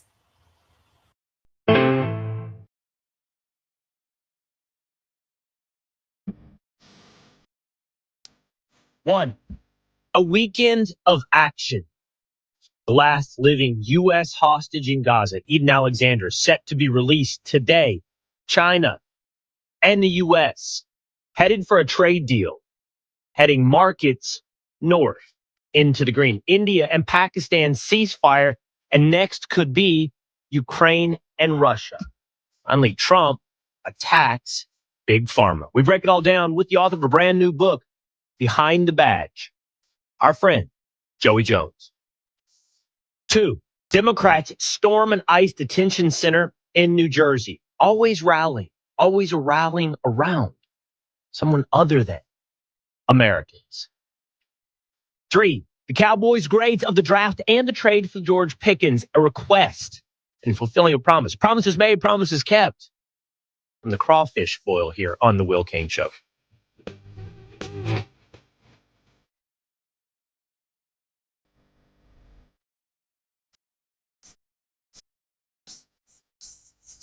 It is the Will Cain Show. Streaming live at foxnews.com, on the Fox News YouTube channel and the Fox News Facebook page. Every Monday through Thursday at 12 o'clock Eastern Time, head on over, set a reminder. That way you never miss us. And hang out with us every day. Jump into the comments section, and you are a member of the Willisha. Make sure you subscribe on Apple or on Spotify. And if you think it's so well-deserved, leave us a 5-star review. Hope you had a great weekend. Happy Mother's Day out there. We're back together. 2 days, Dan, back from Texas into the familiar confines of the Northeast into New York City. Almost converted him. Dan, did you buy a pair of boots before you headed back to New York? You were threatening. You had a 𝗙𝘂𝘂𝗿𝗀𝘂 store in the lobby of your hotel. Did you buy boots? I might have been on the website the entire time we did that live show, but that's neither here nor there. I stopped at the 𝗙𝘂𝘂𝘂𝗿 store. It was very expensive. So I might have to go a step down from them, but I was pretty sold on Dallas and Texas. So you might make this Northeast Connecticut boy a Texas boy someday. Nice. We got to get you the right boots. And then when you get the right boots, problem is you got to get the right jeans. Those are a combo pair. You can't be wearing your Brooklyn hipster jeans, those little tight pants you wear with boots. No, you got to figure out a whole new bottom half wardrobe if you start going with boots. And we would have a lot of suggestions for you here. Not just consider myself. I think I'm objectively an expert in boots and footwear. So when we go down that path, I'll help you out. We have a big show here for you today. There's a big news all over the weekend. I mean, I can't believe the number of things that have happened in the last 24 hours and over the last 72 hours of this weekend, 48, starting on Friday. It seems like across the globe as President Trump boards a plane to head to Saudi Arabia, deals are falling into place. And right as he leaves, he launches a brand new deal, potentially going after the high price of drugs and big pharma. Incredible sound. I'm going to have two-a-days see if he can find it here, where he's talking about big pharma and he brings up Ozempic. He talks about some friend of his. I mean, he describes him as a friend who he said is very fat, very overweight, and is on the fat drug, the fat shot, as he calls it, and says it's not working. But the guy called him from London and said, hey, why is Ozempic $88 in London and $1,300 a month in America? He launches his war today on big pharma. But let's get into all of it with story number one. Joey Jones is the author of a brand new book, Behind the Badge. It's his second book with Fox Books. This one focuses on answering the call to serve on America's home front. It's about policemen and firefighters and the stories of their lives, some of whom Joey knows personally, in their call to serve. Joey, what's up, man? I want to talk about that with you here today, but I also want to work through what is a big weekend of news. But how are you? What are you doing? Are you sitting outside? Is this your new fancy Fox background? So you like that, don't you? You know what? You know how fancy it is? I airdropped it to an iPad. That's called 𝗕𝗢𝗁𝗂𝗂𝗏 is the name of it, and pulled this picture up in the background. So I got a little bit more technologically advanced today. I have a football field on the back of my property. It kind of came with it. I didn't pay for it. It's just there, and so I need to show it off, and nobody ever sees it. So we'll put it as a background. The magic of television. It's a television screen, probably about a 96-inch monitor behind Joey that he's made to look like a background. Why is your iPad called 𝗕𝗢𝗁𝗂𝗏𝗂𝗏? Because Joey Jones doesn't get the Will Kane budget, Will. I don't have it. It's a 77-inch, not a 96-inch. And I had to beg, steal, and borrow pieces. The camera and everything came from Geraldo's Beach House. So all the boxes showed up, said Geraldo's Beach House. So it's beg, steal, and borrow, man. That's what it is. Yeah. They repurpose your home studios. That shows what happens when it's over. When it's over and you're not at Fox anymore, they come, they tear it down, and they send it to Joey Jones. He's got the remnants of Pete Hegseth and Geraldo Rivera in that home studio. All right, man. It's good to have you here today. I got about 5 stories I think we need to work through, and they've all broken in the past, really in the past day, and they're happening all across the world. Let's start on the economic front. Joey, let's start on the talks that there is an American and Chinese trade deal coming together. Markets have rallied. They're up about 1,000 points throughout the day, up over 42,000, the Dow Jones Industrial Average. They're excited without the framework or the details necessarily. There are talks that the 145% tariff on China will be dropped to roughly about 30%. So we do have a little bit of detail. But I saw this tweet, Joey, that caught my attention. By a guy named Joe Wiesenthal, goes by the Stalwart on X, tweets about economic news. He says the 2 biggest losers today: 1, people hoping for a Trump-led economic catastrophe; 2, members of the big chess party who thought the tariff announcement was some brilliant strategic plan that would reshape the global economy in a way that was beneficial to the United States. He kind of threads the needle there on saying whatever this deal is, it undercuts the cheerleaders on both sides. What do you make of the potential for a deal between the U.S. and China?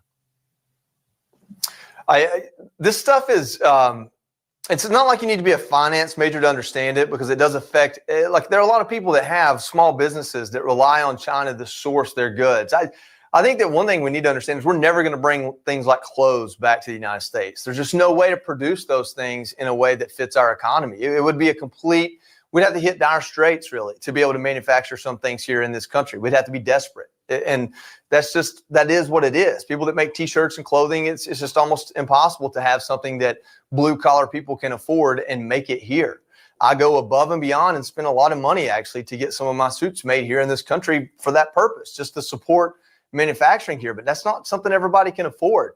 So I like the fact that he calls kind of both sides and says, listen, we're not going to be able to completely reshape this. But the truth is, our economy is 70% service related, which means up to 70% of our GDP could go away if we couldn't afford the conveniences that we pay for, the things we pay other people to do for us. So the need to bring manufacturing back here is huge. And I hope that is a part of the Trump economic plan. I think the tariffs and China specifically, you got to swing big to get little gains. And I think Trump understands that. Maybe real estate deals is why he understands that. I don't know.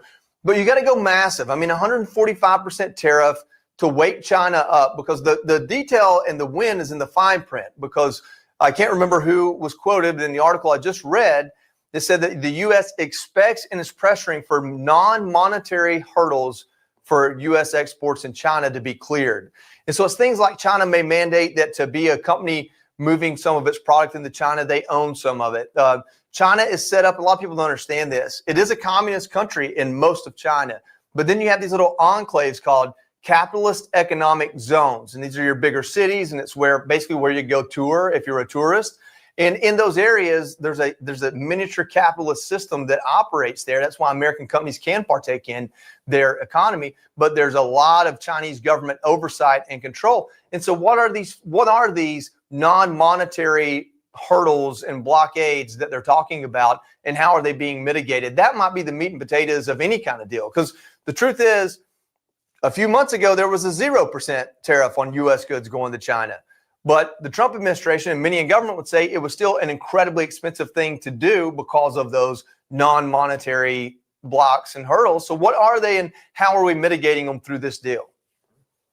And I would say there was other non-monetary issues to be dealt with through a negotiation with China. Like, what are we going to get done when it comes to, for example, fentanyl? Like, are we going to see some participation with the Chinese Communist Party to control the export of fentanyl to places like Mexico, to be pressed into pills and shipped to America? That's also an issue when it comes to India, which is also in the trade negotiation pipeline.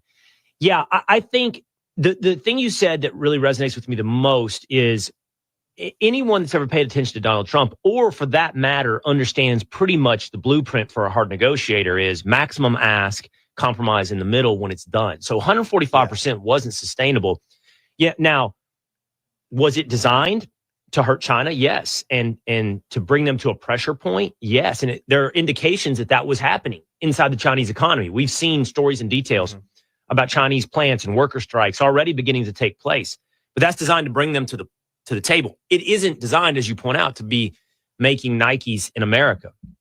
I think, and I can't envision what this all looks like, and I'm not sure the Trump administration can, but you set the playing field.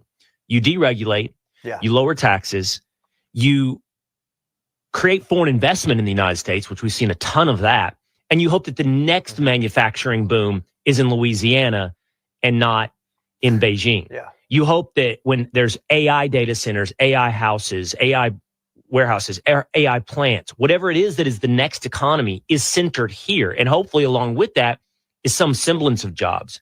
Now, we may not ever recoup the jobs of when we were, making everything in America, tires and steel and shoes and shirts and everything. But we can't go backwards. We can only position it forwards and think what manufacturing looks like going forward. So if we're at 30%, there's one more thing. With Trump on any of these deals, you can't critique a meal while the chef is cooking. You have to wait to the end, right? And that's the nature of news. That's the nature of politics. Yeah. And that's the nature of sports, right? Anything. And honestly, that's part of the fun. But it all in the end is worthless commentary if what we end up with at the end of the meal is something very different. And in this case, I just watched a terrible movie, Joey. Terrible. Would not advise it. Tried to have a family movie.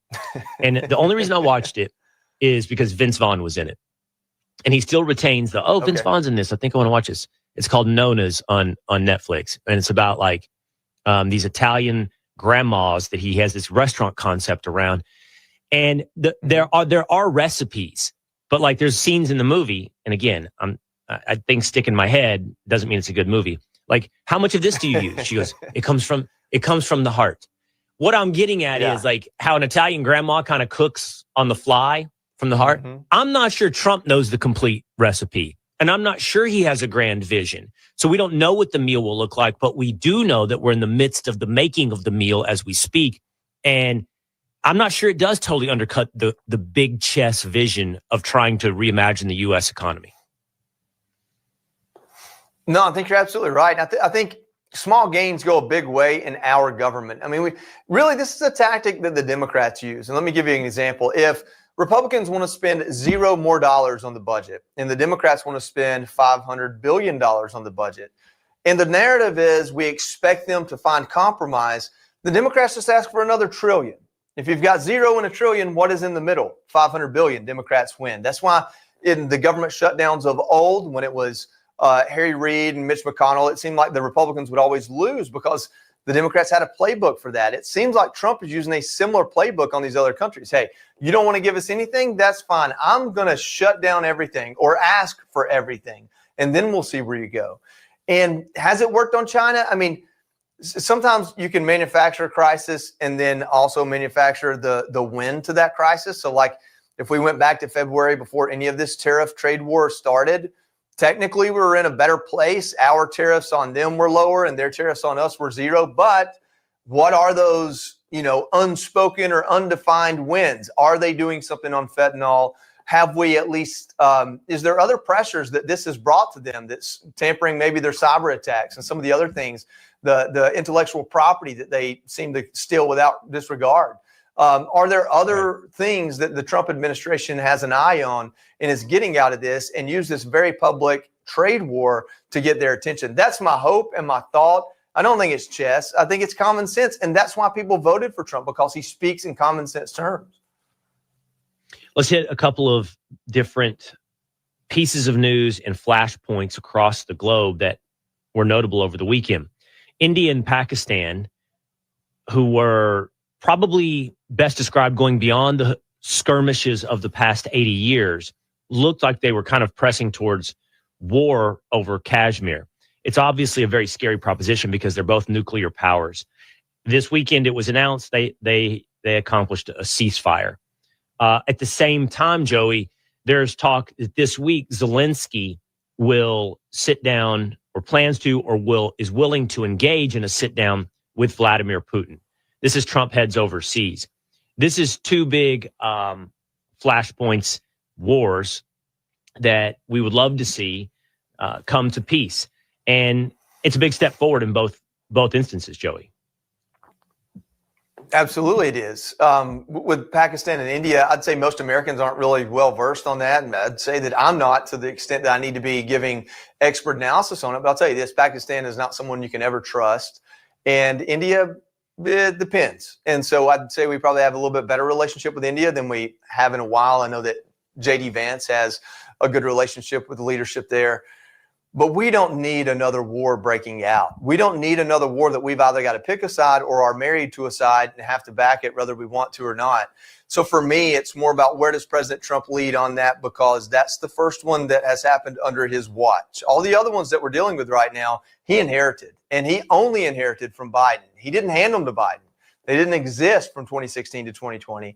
They exist now. We're talking Israel, what's happening with the Houthis, I mean, we haven't even talked about that because that's old news now. Our own ceasefire with the Houthis, and then what's happened in Ukraine and Russia. And to the extent that J.D. Vance or President Trump played a role, seeing a ceasefire between two countries that are known to play both sides of the Axis and allies, seeing a ceasefire there is a good thing. Meanwhile, Trump posted this on Truth Social, Joey, about the release of Adnan Alexander, the last living American hostage in Gaza. He says, I'm happy to announce that Adnan Alexander, an American citizen who has been held hostage since October of 2023, is coming home to his family. I'm grateful to all those involved in making this monumental news happen. It's a step in good faith towards the United States and the efforts of its mediators, Qatar and Egypt, to put an end to this very brutal war and return all living hostages that remain to their loved ones. Hopefully, this is the first of those steps necessary to end this brutal conflict. I look very much forward to that day of celebration. It should be that day might be today, Joey. Yeah, this is big news. I mean, it's bringing an American home. And that's what the Trump administration has done for the last 3-4 months. I mean, we've seen Americans come home from a lot of places that we didn't expect. We wake up one morning, there's a headline of someone many Americans didn't know was trapped somewhere and imprisoned somewhere.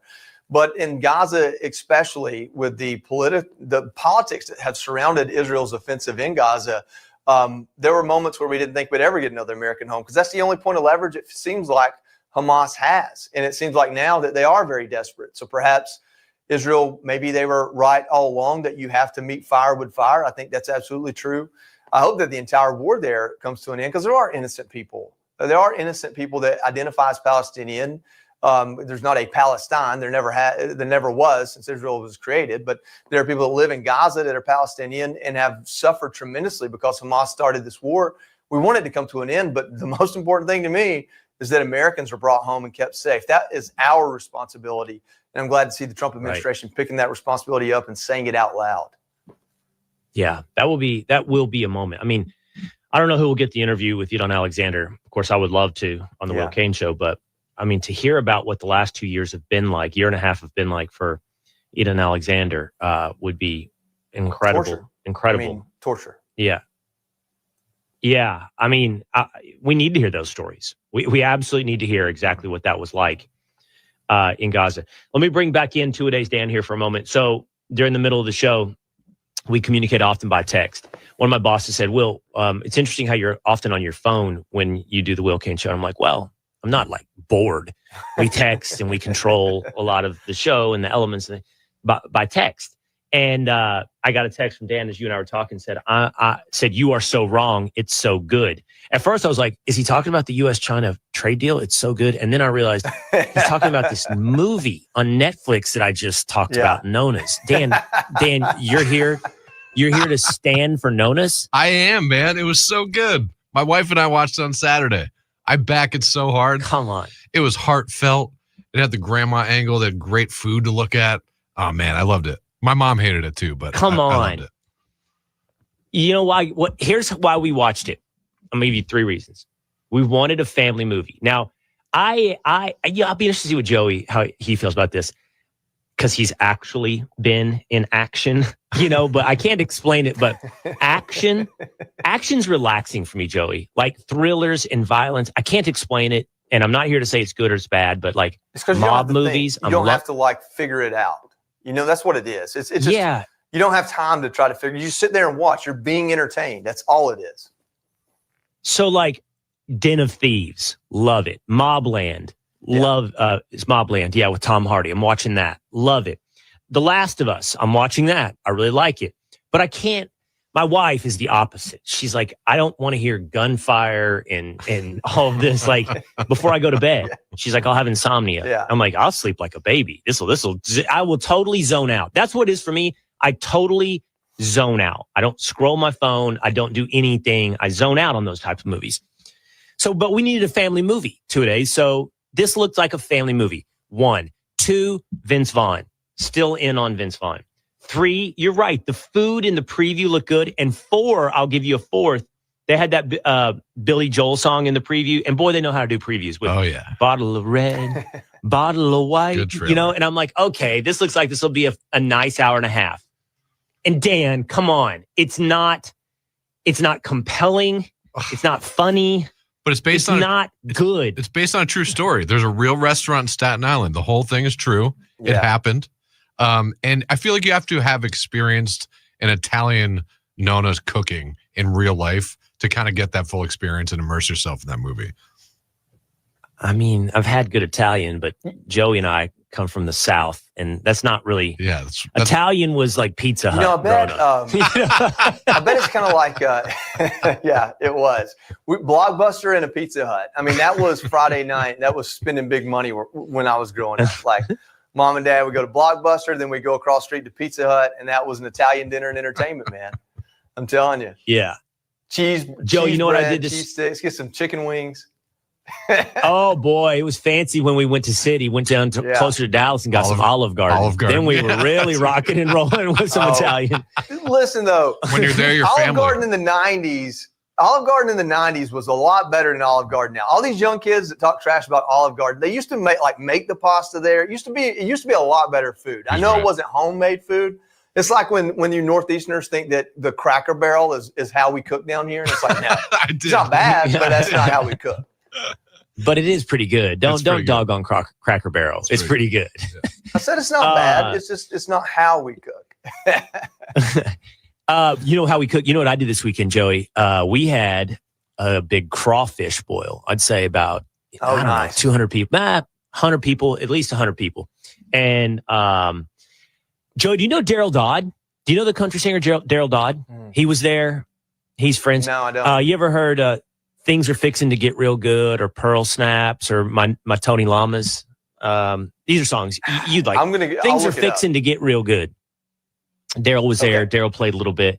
But we did 200 pounds of crawfish and, potatoes and corn and all that. And it's such a great, it's back in my hometown, and when I'm at things like that, that's when I was like, Dan came to Texas last week and he was like in downtown Dallas. I'm like, that's great. But like, this is where I wish you were. We're out in a field with a gigantic pot of crawfish. That's right. The first thing I told him was Fort Worth is better than Dallas. I mean, you would at least, like, as far as a visiting experience, you would agree with that, right? Like, the stockyards, like it feels more Texas. You know what I mean? Not better as in if you're living in one or the other, because there's a big rivalry, but just as someone who's visiting the area. But the other thing too, I wanted to ask. So if you're telling him his first pair of cowboy boots need to be 𝗙𝘂𝗁𝘂𝗿𝗀𝘂𝗁𝘂, then chances are you don't suck the heads on your crawfish either, right? Like that's a little bit I do. That's a little bit too redneck. One out of every five. One out of every five. One out of every. Can't get too much of that. Okay. No. A little bit more legitimacy here then. I mean, if you're going to buy your first sports car, you might as well get a Ferrari. I mean, that's fair. That's 𝗙𝘂𝗁𝘂𝗿𝗓𝗂. I get it. They're great boots. I wouldn't want to get them dirty though. So I need. Let me tell you something, Dan. I buy my wife 𝗙𝘂𝗁𝘂𝗁𝘂𝗍s, and then I wear like Justin's, maybe like 𝗕𝗂𝗁𝗍𝗂𝗁𝗂𝗍s if I'm going to go way up and above and beyond. But my boots, I got to be able to I'm rough on stuff. You know what I'm saying? Like I can't take those ostrich you have skin your out dress and, boots. jump on the side by You side. have dress boots, and you have pasture boots. All right, one more question for you, Joey, on movies before we go back to the news. I'm seeing this movie preview, and I kind of want to watch it. And my son said to me, he brought it up. So I'm like, which at this point, my son, who's 17, if he starts saying he's interested in something and it's good, all of a sudden I'm like, whoa, maybe this is, I'm onto something. Have you seen this movie Warfare or heard about this movie Warfare? I've heard about it for a while. People have asked me about it for a month or two. Oh, I'm curious what you have to say. It's about a SEAL team in Iraq who gets pinned down. But what everybody's saying about it is it's not Hollywooded up. Like it is non-glamorous, visceral portrayal of warfare, and I don't know, like people said that about the opening scene of Saving Private Ryan as well when it came to storming the beach of Normandy. I haven't watched it, but I haven't watched Warfare. I've watched Saving Private Ryan, obviously. But I kind of want to. I'm gonna have to do it without my wife. But I was just curious if you agree with what I'm hearing about it. That it's kind of like, the closest portrayal. I don't know. I'm gonna have to watch it. I mean, so I had a personal connection to Lone Survivor, American Sniper, 12 Strong. I had friends out there involved in making the movie or friends that were portrayed in the movie. So I went to those premieres and watched them. And there were moments in them that you could see all the Hollywood, and there were moments in them that were pretty raw and real. I've heard the exact same thing you've heard about this Warfare. I've had a lot of people with credibility say, hey, I saw a premiere in DC, I saw a premiere here. And they really haven't described it to me, just said how good it was. So I'll probably end up watching it. I mean, I took some time off from those movies for a little while. One, because so many of them came out so quickly. And two, every now and then you got to get your mind out of that. And, it's okay to just live life today. I'll tell you, just since you're on this topic, the movie that a lot of people bring to me is like Hurt Locker. And it's the best way I can explain to you my thoughts on these. Yeah. And it's like Hurt Locker as a movie, I think is fantastic. I really do. And let me explain to you why. The things that happen in Hurt Locker, the things that actually make my butthole pucker, like actually make me worry that I'm going to die with this bomb, you would never understand it because you don't understand it's quiet. There's no action around. I'm going to put my hands into this dirt. And if that's a pressure release instead of a pressure switch, the moment I put my hands in there and clear the dirt, I'm blown up. There's no way to portray that to you without sight and sound and making it over the top. So they go to Hurt Locker and they make these scenarios over the top so you can feel that intensity that I feel when everything seems peaceful but is about to explode, literally. And I think war movies are like that. Like, it's not that Hollywood's trying to go over the top. It's that you're seeing it, you know, almost in two dimensions. You're not able to smell it and taste it and feel that pressure of I may die. So they have to blow things up in a way that makes you understand the severity of the situation. And so I'm anxious to see this movie because I want to see how they did it. Maybe there's more first person point of view. I'm not sure, but that's what was really good about Lone Survivor was you felt like you were Marcus Luttrell sometimes, like with the way they did the camera. They used one of those small red cameras when they first came out. And so like with the advent of technology, we're going to get we're going to be in video games with movies before too long. That's really what it is. We're going to be able to decide which way we look in a movie. Like that's where we're going. And so combat movies are going to be the first ones that take us there. So obviously, for anyone that doesn't know, Joey knows what he's talking about. He's a Marine EOD, so Hurt Locker basically, you know, is the closest we've seen from a movie portraying what he did for a living. And I loved Hurt Locker. Of course, what do I know? But, you know, Joey, I remember I did an interview about a year ago, probably with David Bellavia, won Medal of Honor, and him talking to me about those moments when he cleared that building, the instance that got him the Medal of Honor. You talking about it being movies in two-dimensional. And of course, like I almost feel like we need to say this, but it's, of course movies don't approximate what you guys have experienced. But talking about that three-dimensional sense, I remember David telling me on this show, like the smell of blood. Like, it's like you can smell blood. And he's like,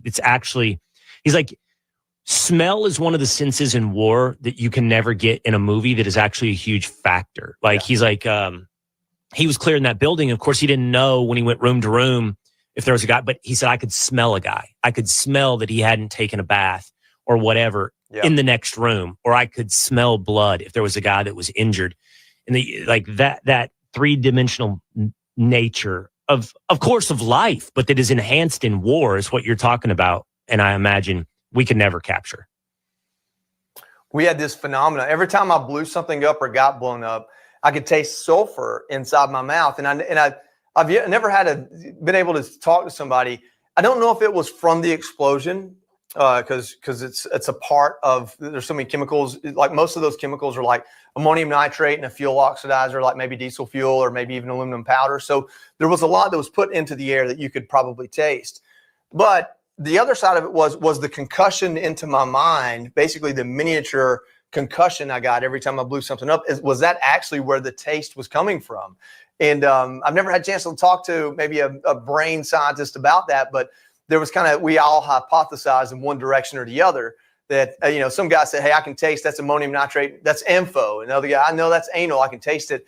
And my suspicion was always, no, it's the damn shockwave that just went through your head that's exciting your different senses. But it's absolutely true. And if you ever read David Bellavia's Medal of Honor citation, it's one of the most raw and straightforward ones I've ever heard. I mean, he literally decided, he has to go to a knife instead of a gun to kill these people so that it doesn't make the other person in the next room aware. He's slipping and sliding on the blood of the person that he's killing. It's insane. There's a reason why he got the Medal of Honor. But it's the type of combat you see in Saving Private Ryan, and that's what makes it so stand out, because our war was bombs. That was our war.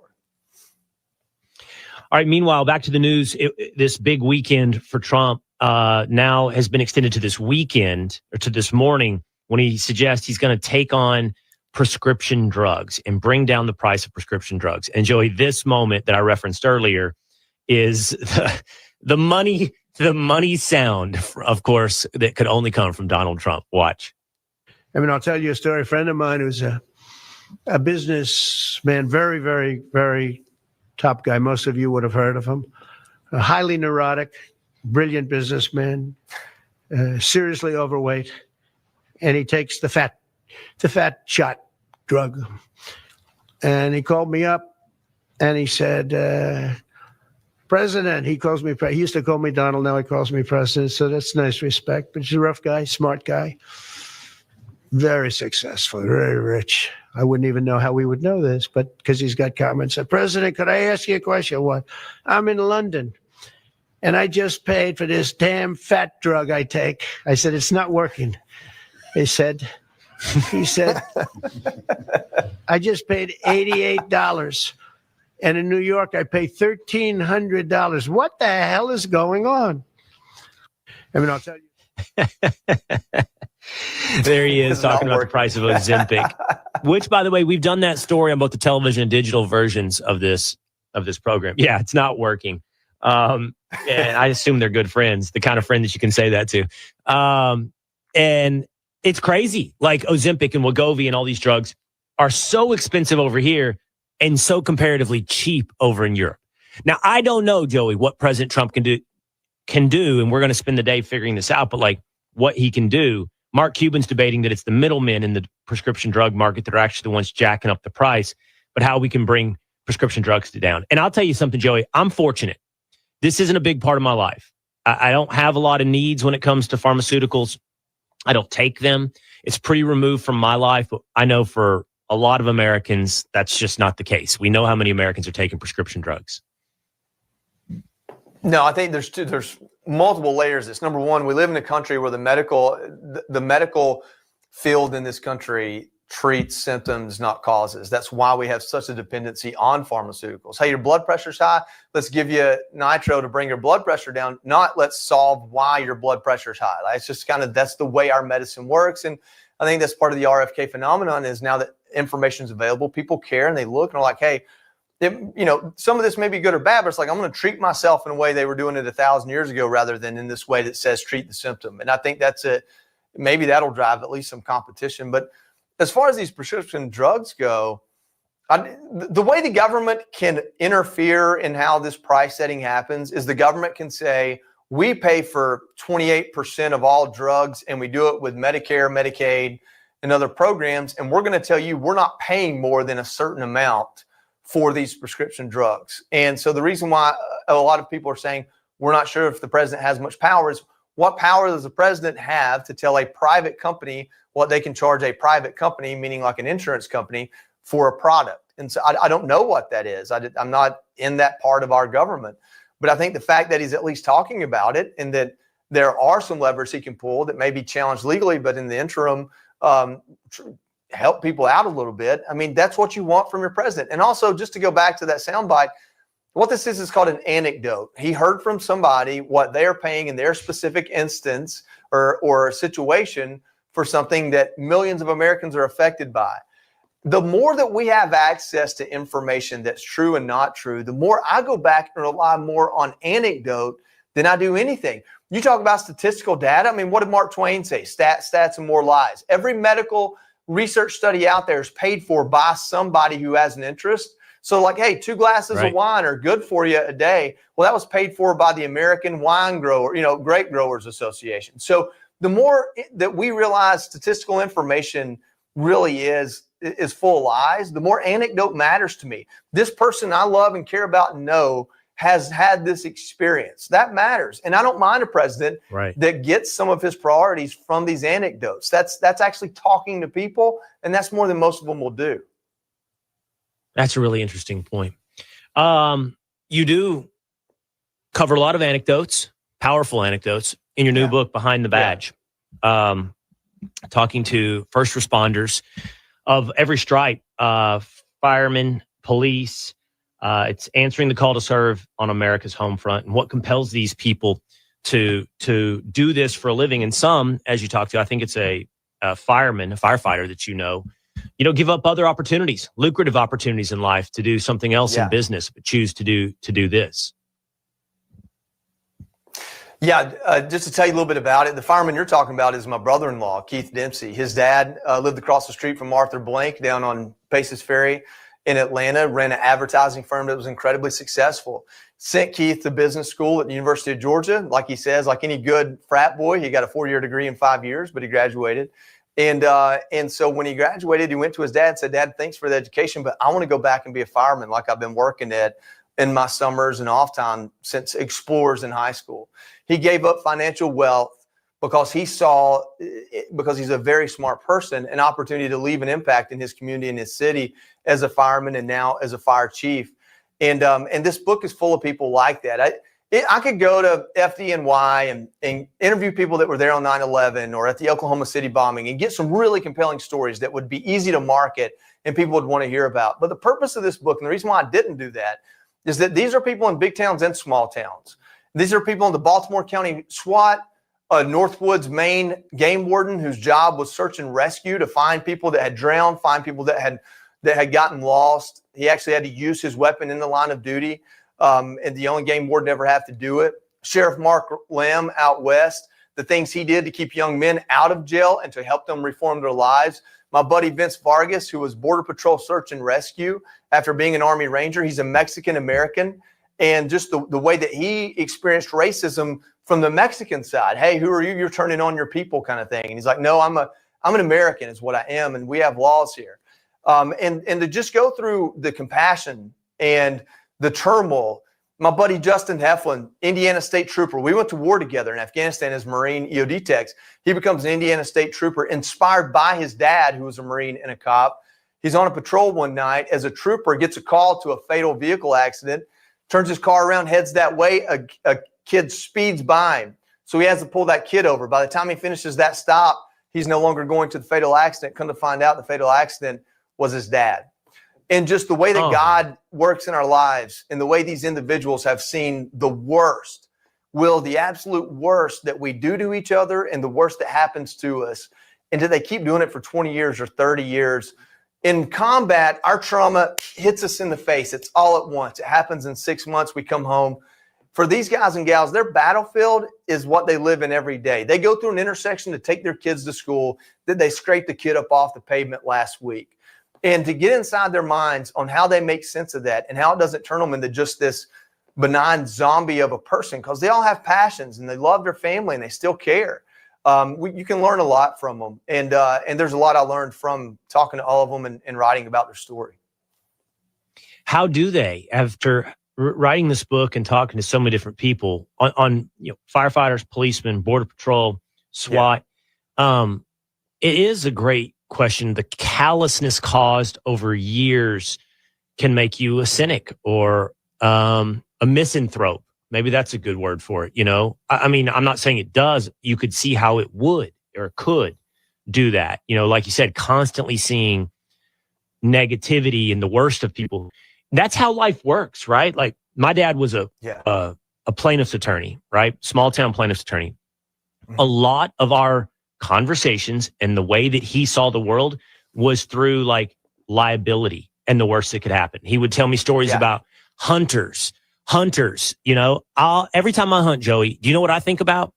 The little space heater, the propane space heater, because my dad told me stories about the pilot light going out. And I always heard stories about the pilot light going out and guys dying in a deer blind because it's filled up with, gas. And I feel like those stories were always around me. And I don't walk through the world scared, and I probably just have a different mindset than him. But like, something I never do? I don't ride motorcycles, Joey, because my dad was like always telling me the horrific stuff he saw from guys that rode motorcycles. Like a car wreck's bad. Yeah. A motorcycle accident is horrific. So like, it's just like, that's right. Whatever your life experience is just informs so much. And these guys, to your point, man, they see the worst on a day in, day out basis. I don't know how they do that psychologically. Well, to answer your question, your first question is how do they? And there's multiple answers to that. Number one, some of them don't. And there's such a high suicide rate among police and fire specifically right now. It needs to be addressed.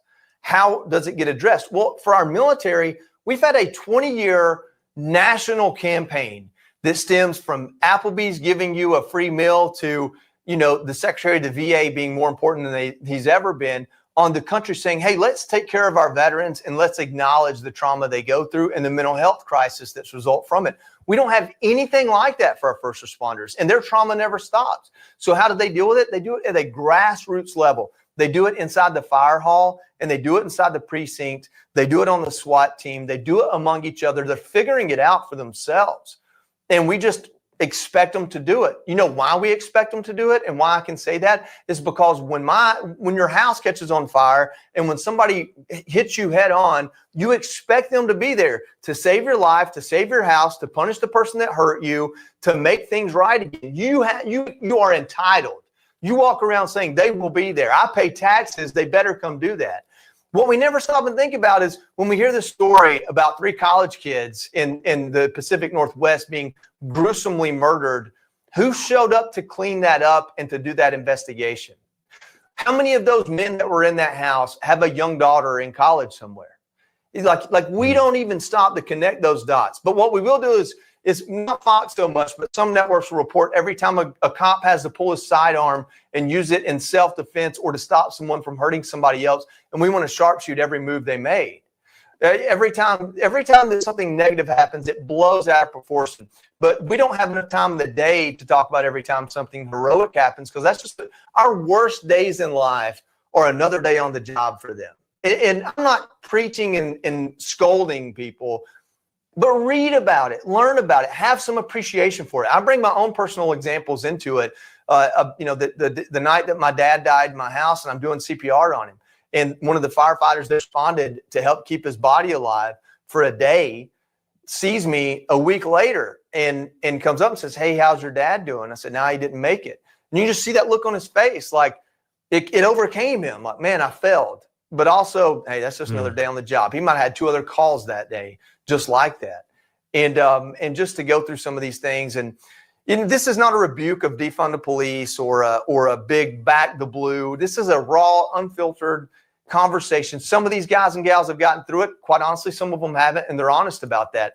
But to answer your question, every single one of them believes that their job is a mission, and that mission is more important than their own peace of mind. And that's quite a thing to know that there are people like that in this world. Yeah, that's incredible. Behind the Badge, Answering the Call to Serve on America's Home Front. It's by Joey Jones. It's out now by Fox News Books, and I encourage you to go check it out. Incredible stories, incredible conversation as always, Joey. Thanks for hanging out with us today. Thanks, brother. Good luck in everything you're doing, man. Okay. All right, buddy. We'll see you soon. There he goes, Joey Jones. Get Behind the Badge. Coming up, Joey brought it up, by the way, when it comes to illegal immigrants a moment ago. Democrats stormed an ICE facility on Friday in New Jersey, bringing up a lot of questions and perhaps some really obvious answers when we come back on the Will Cain Show. It is warm pretty much everywhere in America. Got that summer feel, you know? And my wife and I have always embarked on this sort of like weekend extension program, and that's doing something on Sunday night, like watching a movie. But you know what else do we do? That's when you throw burgers on the grill. That's when you do the smash burger. You know what I mean? That's when you have a nice bit of outdoors right there on Sunday before you get back to the work week. And you want a smash burger when you do a burger. You know, caramelized, crispy, seared, bold flavor. Smash burgers read summer and relaxing and fun. And you can get them, smash burgers, at home. Have a freezer stocked full of them from Omaha Steaks. They have their all-new smash burgers, pre-smashed, 100% extra aged beef that won't fall apart when you flip them. Anyone who's ever done a smash burger knows that's the thing. You smash it down, kind of falls apart. Not if you go to omahasteaks.com/smash. Here's what's fun. You go on there and you can pick different kinds of burgers. You can get the ribeye burger, the porterhouse burger. You can get different styles. I'm ready to try the ribeye smash burger. This stuff is great. You have a ton of options, a variety of burgers, and I think you should check it out at omahasteaks.com/smash. It's built for the grill, and they're pre-smashed. So you can go from the freezer to the bun in 5 minutes with 100% premium Omaha Steaks beef, exceptional quality and flavor. And then you stack them. You smash them, and then you stack them. You go 2, 3 high for that gooey melted cheese and all your favorite toppings on a smash burger. For 5 generations, Omaha Steaks has been America's original butcher since 1917. Get ready to smash expectations with the new Omaha Steaks Smash Burger. Visit omahasteaks.com/smash and order the Built for the Grill pack with 16 free smash burgers. That's 16 free Omaha Steaks Smash Burgers at omahasteaks.com/smash. See site for details. Incredible article in The Atlantic championing the idea of men and women's soccer. Coming up on The Will Cain Show.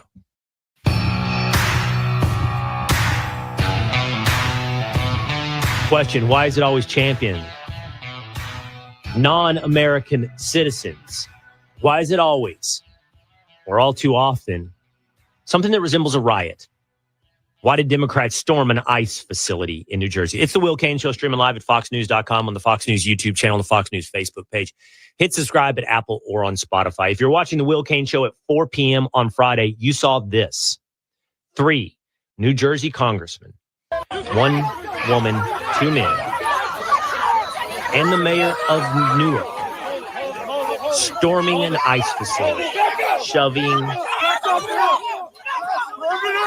bullying, pushing their way through a gate.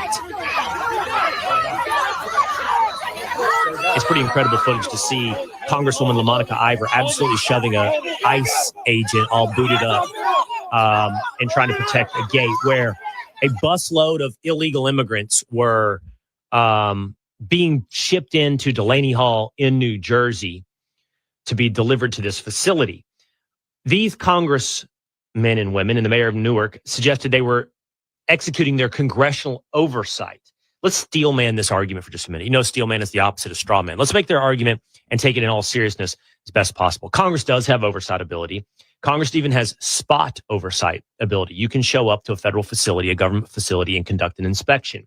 This is what they suggest they were doing. The court precedent and statutory limitations of congressional oversight read that it cannot be interfering with executive authority. I don't think it's hard to look at this video and see what's being done here and say this is far beyond the scope of congressional oversight, even spot congressional oversight, and far beyond the bounds of interfering with executive authority. This is riotous. It is them pushing, shoving past the fencing, the outer fencing of the facility, doing so while a bus of illegal immigrants, detainees, was being dropped off. This isn't a simple oversight. This isn't even a protest. Once it gets physical, now we're talking about a riot. And these are elected members of Congress. Ask yourself this, easy, simple, common sense. Is this the right way to conduct it? Like when you see that video, if you're listening on Spotify or Apple or on radio, go watch the video. Ask yourself, come on, is that the right way to do this? There's no attempt here, as you hear the ambient sound if you're listening on radio or Spotify or Apple. There's no attempt to do this in a coherent or organized fashion. This is posturing. This is grandstanding. This is creating chaos. And for what? That's the real question. For what? It's for people watching who see this as the modern American Handmaid's Tale drama. It's turning politics into Max. Max is the streaming offering from HBO. This is what they imagine themselves as. And this is how they imagine America. But the interesting thing is, who are they serving in America? Illegal immigrants, not American citizens. How is it always they find themselves on the other side of championing people who have not elected them, should not, hopefully, have voted for them, and who are not citizens of this country? Last week, I met the Attorney General of the state of Oklahoma. He told a story about the illegal drug operations in Oklahoma, but there was part of the story he told me about illegal immigration that I found pretty fascinating, which is that under the Biden administration, when they busted marijuana or fentanyl facilities, the high-level members who were running the facility, members of the cartel, were arrested. But the lower level, also illegal immigrants who were working the facilities, were local officials and ICE were told not to arrest them, to give them a notice to appear in, say, Kansas City before a judge, an immigration judge, within a week or 10 days. Of course, they never, ever did. And when they busted the next facility, sometimes 24 hours later, there were the same workers there again. Always let go. He said it changed overnight under Donald Trump. Everyone on site, everyone is arrested, and within 24 hours on their way to deportation. Why is this what Democrats are standing against? Why are these people the ones that inflame their passions? Why are these the ones that they fight for? I don't accept that the answer is out of some type of principle. Oh, due process. Tom Homan, ICE director, was on Fox News where he said, this is due process. You detain someone while you process them in an immigration proceeding. So these Democrats are interfering with due process, not defending the principle of due process. And the human beings that they're now championing, from 𝗕𝗢𝗡𝗨𝗏 to these, which they said that people held at Delaney Hall, New Jersey, were some of the worst of the worst. Why is this the flag now flown by Democrats? Well, I'll tell you this. The why we can all debate. The what will be left. This is an absolute, I believe, election loser for them. The American people do not want, will not want to stand with Congresswoman LaMonica Ivor as she shoves an ICE agent around trying to break her way into a federal facility to champion illegal immigrants. I want to read you this bit from an article in The Athletic, which I really love as a sports website. It is owned by the New York Times, but it's about global soccer and championing. And you got to hear the words. That's why I want to read this to you today. The words and the rationale, men in women's soccer. Plus, what do I really think about the Cowboys draft and George Pickens? Coming back on The Will Cain Show. In the UK, their courts suggested you will only be able to play sports according to your biological sex. And that's inspired a response from an Australian football player and The Athletic. It is The Will Cain Show, streaming live at foxnews.com. Subscribe on Apple or on Spotify. The headline in The Athletic reads, Australia's Jackson Irvine disappointed by men's football reaction to English ban on transgender women. This captain of the Australian men's national team, Jackson Irvine, is disappointed in not just the Supreme Court of the United Kingdom, but men's soccer player for not standing up for trans women.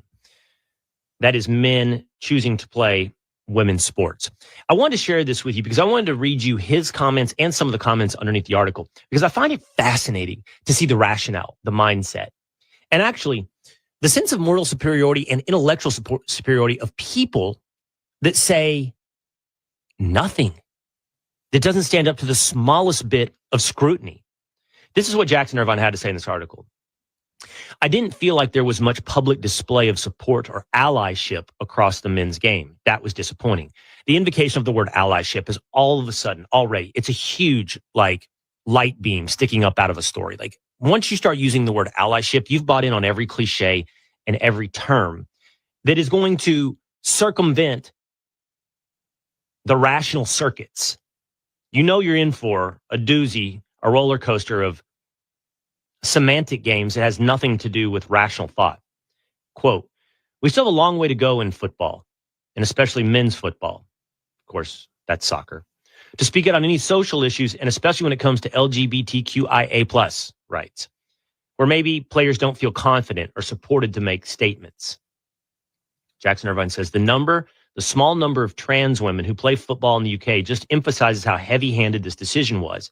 Most footballers would welcome any teammate into their environment, regardless of what identity. I think the game has taken strides forward, and generationally, we are in a more accepting and open space. I would like to see more people stand up whenever rights are taken away from our fellow football players. Okay, so first thing that stands out to me is just the usage of words, like rights. Why do you have a right to play sports with people who are not of the same gender or sex you are? Why is that a right? And why is your right of these, say, 20 trans athletes more important than the right of the thousands of women who presumably would want to play safe, free, and fair from being infiltrated by men? Just using the word rights, by the way, is designed as a conversation shutdown, but I see no such right. No natural right, no statutory right. What is the right? It's always caged. That's the thing about all these movements. They're caged as though they're the modern day civil rights movement. And it's absurd. As is this quote, we want to make sure everyone who plays our game has a safe and inclusive space to play the game we all love. Really, a safe and inclusive space. What about the women who have to go up against a dude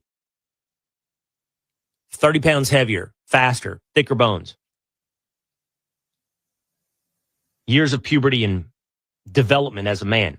And that takes me to some of the comments, because it's not just this like nothing language, right? This bzzz sound in their brain.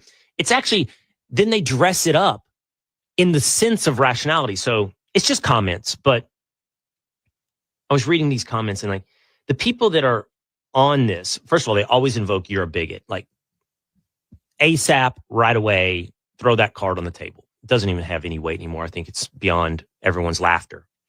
But the argument, to the extent that there is one that is made, is the rule before the UK struck down was a clear rule, and that you had to take 12 months of testosterone-reducing hormones before you could play. Okay, so the fact that that rule exists, they suggest, means it's fair. It's dressed up in the legalities of a process. And it's not just, oh, you could self-identify. Well, we do have self-identification states. Like, I mean, Connecticut famously has that when it comes to track. Like, a dude can simply identify as a female and switch stat to competing with women. But even the places where you have stuff like 12 months of testosterone reduction, so what? So what? Into an acceptable range of testosterone, as though testosterone in its presence at that given moment is the only thing that matters. What about years of testosterone, right? Influencing muscle mass, bone density, aggression, everything. And you can't undo that. And by the way, even if you could and you said, well, you have to transition, what, pre-puberty? I don't care still, because there's still genetic advantages and differences that it almost like, why am I even doing this? We feel like we've done this over and over. But why I'm doing this is I just read this article and I was just astounded by the moral superiority and intellectual condescension of something so inferior. Your position is intellectually and morally inferior, AKA stupid. And it's fascinating to watch that stupidity dressed up in Ivy League academic robes and parade around as though it's the high ground. But I mean, it's almost the rationalization of it all that now offends me more than the committing of the act. Like, I'm madder at the people that dress up their position in this emperor has no clothes BS than sometimes I am at Leah Thomas, which you should be mad at Leah Thomas or the athlete that's invading it. But it's like, why is there any public rationalization of this? It's beyond absurd. What's up, 2-a-days? I mean, some of the circles I run in, the Brooklyn Brunch crew, when this first all came out, they were jumping on defending this, like you were saying. They were automatically head in defending it because they felt like they had to. Now, recently, they're backing off on it. And they think that it's, not such a great idea. Maybe. Not all of them. Why? Just because they're starting to realize the rationality of it, like you were just saying. Because they were jumping head in on defending it because they felt like they had to, because everyone that thinks like them thinks that way, and they had to. It's a hive mind type of thing. So what's fascinating about that, if there's any shift, and as you mentioned, not among all of them, it shows that the hive mind itself is breaking. Yes. So exactly. If you got sucked in because it was the cool thing to do in your crowd, you're only going to leave as it becomes an uncool thing among your crowd. And I mean, it's not full of any leaders, but something has broken, and it's not as much of a cause to champion, a moral, like the word virtue signal also becomes a thing, but it's like, you're not, it's not the flag for you to fly anymore to show that you are a special person, a smart person, an enlightened person. It's like, okay, maybe that doesn't signify that anymore. So I'm not going to fly that flag anymore and then reverse engineer my rationale. I don't know. I just find it always fascinating to see what is driving. And then, say one of the Brooklyn Brunch crew came on the show, they would say, maybe I'm straw manning this and not steel manning it. But I mean, literally, okay, is this is The Athletic, which is a pretty good sports website. Very good. Is this a straw man or is this a steel man? The words and the arguments that I just shared made, is this the best they come? Because I'd love to hear the best. I've been having this conversation for a good 7 or 8 years now. And the best is bad. The best arguments for this are really bad. And by the way, I also think, here's a flag. This reveals a lot about the quality of arguments on many of the positions taken on the left, that they are driven by hive mind and then reverse engineers into weak rationales. All right. I was, as I mentioned, at this crawfish bowl this weekend, friend, big fan, said, man, you did so much buildup for the draft and this and that, and then you never gave your grades. Like, you never delivered. I'm like, yeah, I think you're right. I never did. So I'm going to do this quickly because it's a little bit in the past, but my grade for the Dallas Cowboys draft is a B+. I like what they did. They put money in the bank. They took an offensive lineman, Tyler Booker, in the first. They took best player available in a guy that was supposed to be a first rounder that dropped into the mid-second in the defensive end from Boston College. Quality. And then they took a guy who could have also been a first rounder, defensive back, Siobhan Ravel. But because of injury concerns, he fell to the third. I also like them taking the Texas running back, Jaden Blue, in the 5th round because here's my thing. I like value, and then special traits. Jaden Blue's super fast, like super fast. Now, he had problems. He wasn't the best running back at the University of Texas, but he is super fast. And I like to see in the 5th round, as you're drafting a running back, what if he turns into, Devin A. Chain, a running back with special speed that changes the shape of the field, tilts the field. You got to hit home runs in the back end of the draft. In the first couple rounds, I'm looking for value. I'm a little worried about the Cowboys roster, specifically at defensive back, cornerback, and drafting a guy who may not play for a while. He's hurt is a problem. Trevon Diggs is hurt. So they've got, on paper, a great defensive backfield, but on paper doesn't play football. And I'm not sure how many of these guys are going to play football and win. And then comes the biggest critique of the Cowboys draft. They didn't draft a wide receiver, a number 2, but they did last week trade for Pittsburgh Steelers wide receiver George Pickens. They gave up a 3rd and a 6th and got back a 5th, or a 3rd and a 5th and got back a 6th for George Pickens. It's a risk. It's a gamble.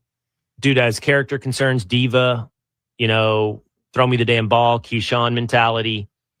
But I'm willing to gamble. He's so talented that maybe a new environment is worth a 3rd round pick. He makes a great number 2 wide receiver if he intellectually and emotionally can handle being a number 2 to CeeDee Lamb.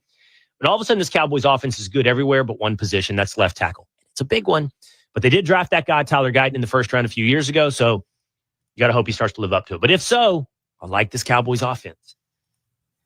And I give the trade for George Pickens and the draft B+ with the potential to go to A and the potential to go to C-. There's your range. I put them in the middle until we find out for both B+. I thumbs up and endorse both the draft and George Pickens. Okay, that's going to do it for us today here on The Will Cain Show. Thanks for hanging out with us. We'll see you all week long at 12 o'clock Eastern Time at Fox News YouTube and Fox News Facebook, or a talented prosecution team. We've got a talented defense team. Each side is buried in, and it could be a fine line, Andrew. It could be a fine line between, sex trafficking and just aggressive, a sexual lifestyle. That people, role play and they get physical and they're paid for it and they want to be there. And even if they don't like to do it, but they're getting paid for it, they're consenting. So it's going to be a fine line. But as I said, there's a small number of victim witnesses. I think that helps the defense. And they just got to, keep that train running in their direction. I forgot to ask you this. Will, did he testify? Do we know? What do you think? Would you call him to the stand if you were representing him? 99% no. There is so much out there against him. The amount of bad acts, and negative stuff they could use against him to impeach, would be, probably would be overwhelming. However, this, depending on how the witness testimony goes, he may be needed to give his side of this, to put that final frosting on the defense's cake. To say, hey, I went out of bounds, but my God, this is what I like to do. I'm a businessman. I've got these business enterprises. That's what I do. I have these side things that I like to do, but everybody benefited from it. People were paid from it. Cassie Ventura, we had this incident in 2016. She didn't leave till 2018. Why is she sticking around if this is sex trafficking? Why is she sticking around if this is racketeering? She wanted to be there. We resolved that dispute. As bad as it looks, we resolved it. So he could do a lot of it, be very informative on the stand. but the risks, I think, are just too severe. All right, 𝗕𝗢𝗏𝗏, we'll leave it at that. I'm sure we'll be talking a lot over the next couple of weeks. Thanks so much, Trey. Thanks, Andrew. All right, in the meantime here, we do have to take a quick commercial break. Don't you worry, though, we have still a lot more this hour. When we come back, we'll be diving into all the particulars of the Russia-Ukraine conflict, where it stands right now, as these talks are about to get underway later this week. And the big question remains, will Putin show up in Istanbul? We'll see you after the break.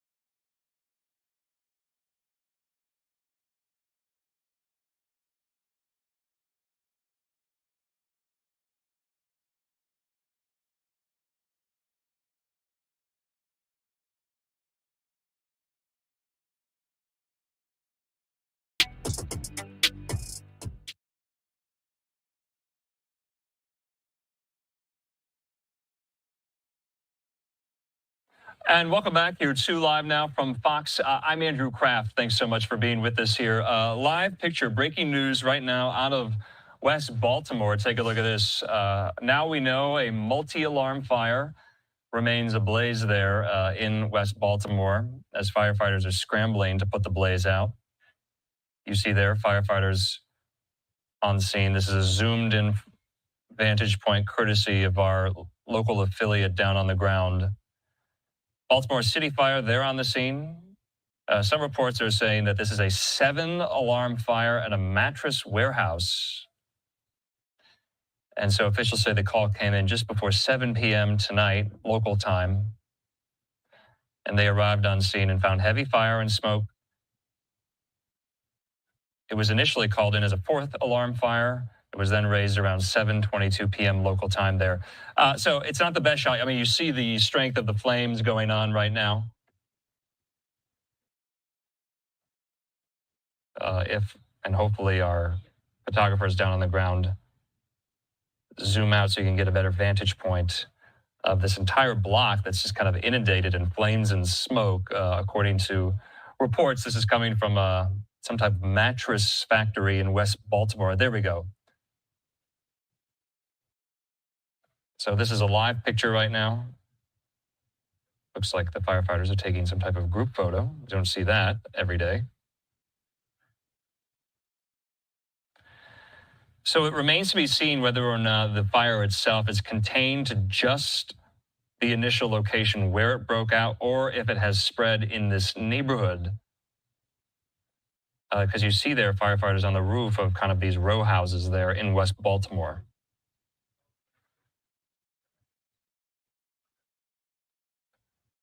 So in the meantime, we did want to take just a quick commercial break. Just wanted to let you know we're monitoring that breaking news story, this multi-alarm fire there in West Baltimore. We'll see you in 2 minutes.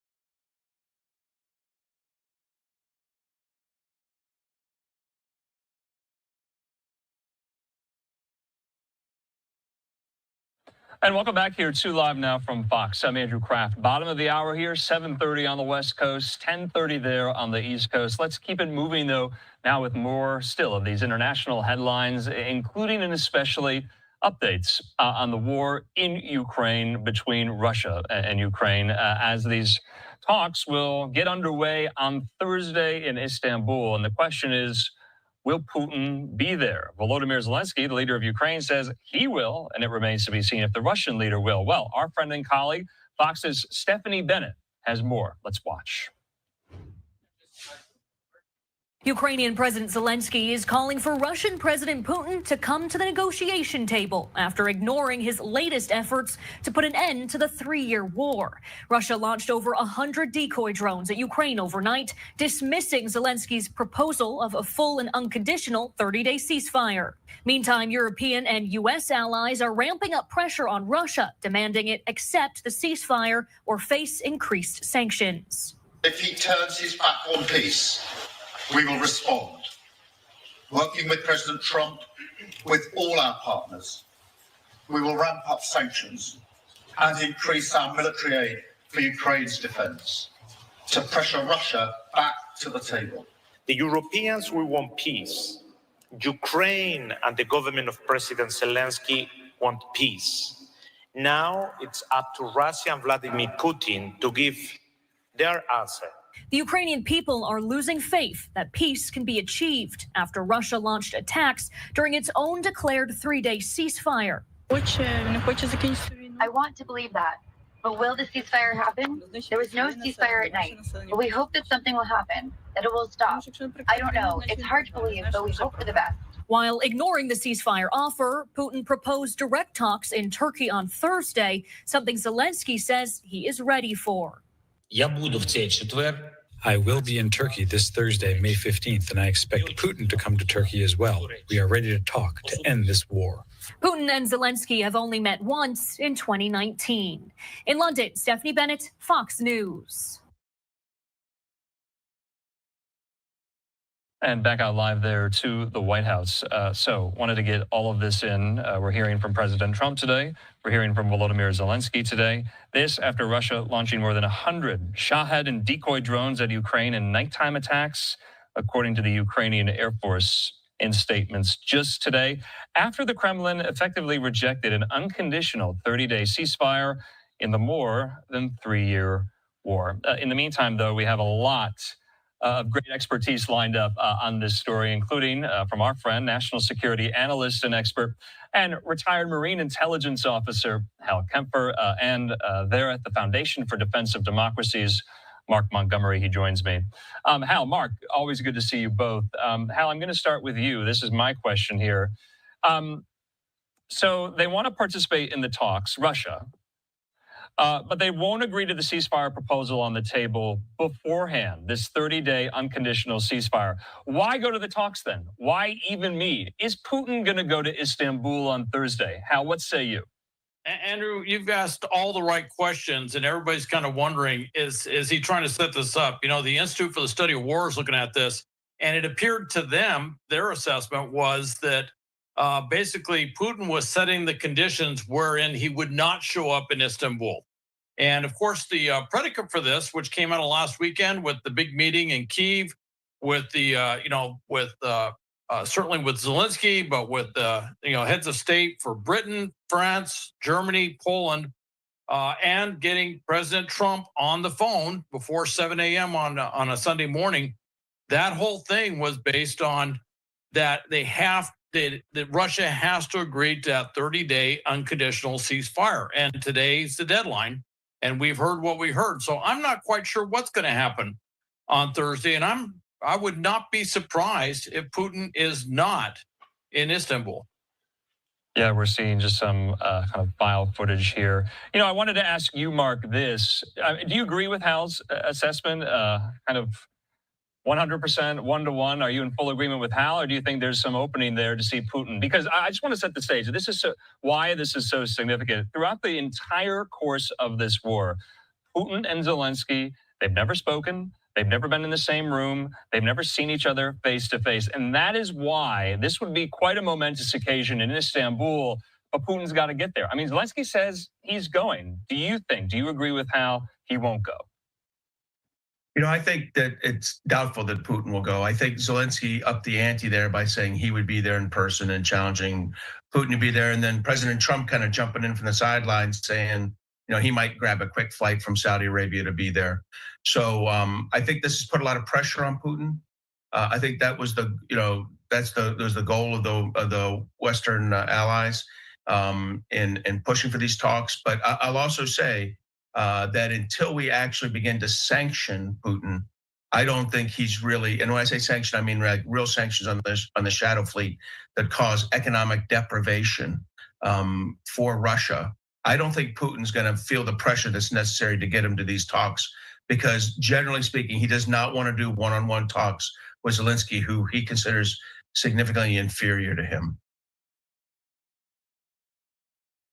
So maybe the kind of good feeling and goodwill from a lot of the kind of key stakeholders in this is futile. It is all for naught here. I want to put up this post from Zelensky just today. I'm going to read it in full. He says this: I have just heard President Trump's statement, very important words.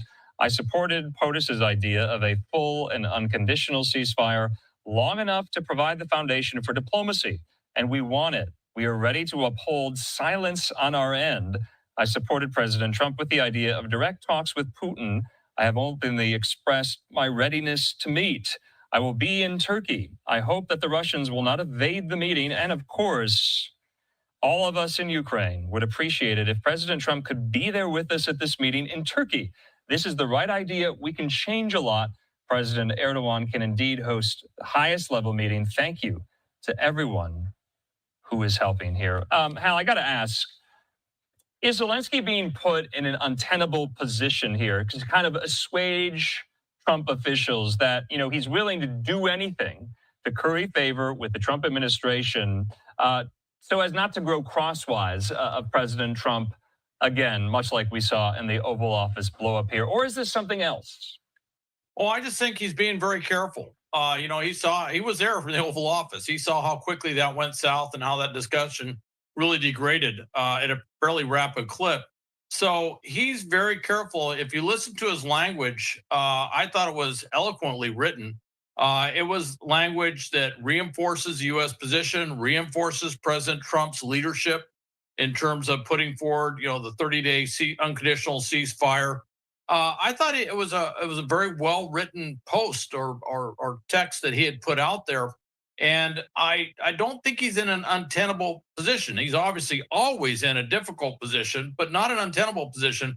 I think the other thing though is coming out of this weekend with the meeting with the European leaders, the phone call with President Trump, the commitment for support, and the prospect, and I certainly hope Mark is correct that something can be done with reciprocal tariffs on Russian oil. Something can be done about that dark tanker fleet that is not only funding Putin's war, but also posing a great threat to maritime shipping and sea lanes. I think that there's a little wind in his sails, maybe a lot of wind in his sails going down to Istanbul. And I think if Putin does not show up in Istanbul, that's going to be a big setback that the Russians are going to have to try and somehow overcome if they can. Mark, I will have to ask this, Turkey's role in all of this. Are you surprised that they're kind of the mediators, the interlocutors here? What is their role to play, if any, other than host? Well, I do think Turkey plays an important role in Black Sea, geopolitics. They initially supported Ukraine with some equipment sales and things like that at the beginning of the war, but have been generally reasonably neutral. Erdogan's always looking for a place for himself on the world stage. He's looking to ingratiate himself with President Trump. He'd like to be able to buy some F-35 aircraft and get some positive support from Trump on other broad Turkish issues. So he's a natural interlocutor, and then geographically, obviously, he's one of the few countries that's very close to both Ukraine and Russia. So I think this is just this is more of a falling into it thing for Erdogan. I don't think he personally is going to provide either side with leverage or with support that would cause this to be a successful meeting. He's just providing the location. But he and Putin are somewhat close. I mean, is there any scenario, is there any universe in which you can see Erdogan prodding Putin to come, to get there? Now, I think Putin, in his view of the world, this is his sphere of influence, and to the degree that Turkey's in it, Turkey's subordinate to him. Al, was this always inevitable all throughout the course of these talks here? When President Trump was inaugurated, he got the ball rolling. There's been momentum. The 30-day unconditional ceasefire was agreed to by the U.S. And also Ukraine here. And the United States was meeting with Russia. The United States was meeting with Ukraine, always separately. Is this kind of the final end to the talks, to the negotiations, that it just had to come to this? It had to come to this point where both Ukraine and both Russia, Russia the belligerent in this war, Ukraine the victim, they needed to get to the table face to face. And we're here. After this, if Putin doesn't show up, can you even imagine where the end to this war is in sight at all? Well, I can't imagine what will happen if those sanctions go in, as Mark was talking about. If we can do something to cut off that oil money that's been funding Russia's war, I have a very distinct idea of where the end will be with Putin. But it's interesting when you say, well, we went down this road and it always seemed like this meeting was inevitable. And I kind of think back to World War II, when they were signing the surrender documents on the Missouri. It seemed like, well, this would be, the logical end state. But if you go back to World War II, I can tell you there was a lot of times where it wasn't quite clear if that end state was going to be achieved in that way or as soon as it was achieved. And there was a lot of very dark days in the Pacific campaign. So, and I look at this, it's been a bumpy road. I could tell you a couple of months ago, I wasn't quite sure where this was going, and now it has seemed to settle down into a unified course of action with the Europeans, which at one time there was a big split with the Europeans and the U.S. Certainly with Ukraine, President Zelensky and the U.S. all going down the same path. I certainly hope it stays that way. Okay. In the rearview mirror, yes, it looks like this was inevitable, but I have to tell you, I never really felt it was inevitable. I saw that several different courses of action that could have happened. Okay. Mark, I know we're talking about a lot of hypotheticals. This meeting is on Thursday. We know Secretary of State Marco Rubio will be on hand there in Istanbul for it. President Trump is in the region. He's in the Middle East. He has this 3-nation tour, Saudi Arabia, Qatar, and also the United Arab Emirates. Zelensky is urging Trump to come to Istanbul for the meetings. Do you anticipate that may happen? And if it does, and Putin doesn't, will Trump and Trump administration officials, finally realize that, Putin is not serious about ending this war? Yeah, that's the challenge for Putin. First of all, I think Trump only comes if Putin's there, and I still think he may not come. However, Putin's failure to come will be a significant, road mark to the U.S. side that, look, Putin's not serious. I just returned from Ukraine a couple of weeks training with their forces. They're strong, they're resilient. With a little bit of U.S. support, intelligence support, and access to our defense industrial base, Ukraine can hang on here. Putin's taking a lot of risks not coming now. This is an off-ramp for him to end this.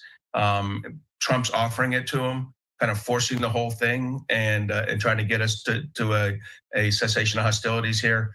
But I suspect Putin's ego is going to make this very hard. So more likely than not, Putin doesn't show up. And obviously, if he doesn't show up, Trump doesn't show up. And I think the United States will then begin to put the more maximum pressure campaign on Russia, which involves things like the shadow fleet and a reduction in their ability to sell oil and natural gas around the world.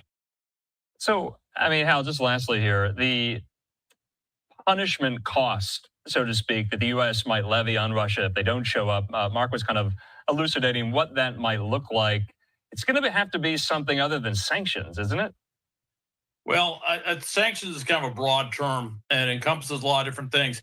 And really, I think the one that's big, there are some banking things that can be done to really cause some issues. for Russia's ability to do business. But the one that really gets it is going after the oil and gas, and that is, and there's a lot of things that can be done. Actually, the European, the states, the NATO states around the Baltic are actually being rather aggressive in using a variety of means of interdicting and stopping some of these shadow tankers, these dark tankers, if you will, the shadow fleet of oil coming out of Russia. But the big thing is reciprocal tariffs. And certainly after what was just happened in Switzerland with the U.S. and China bringing down the tariffs and the agreement, I don't think China wants to be importing a lot of Russian oil that could then turn around and ratchet those sanctions or ratchet those tariffs back up. India as well doesn't want to ratchet the tariffs on it up. So I think that would have a major impact. And then I don't discount what it could do if that was applied to natural gas as well. All right. Lastly, though, I know I keep saying this, but I have so many questions to Mark. How should we be feeling going into Istanbul Thursday? Cautiously optimistic or degraded, depressed, knowing that Putin's not even going to be there? So what's the point?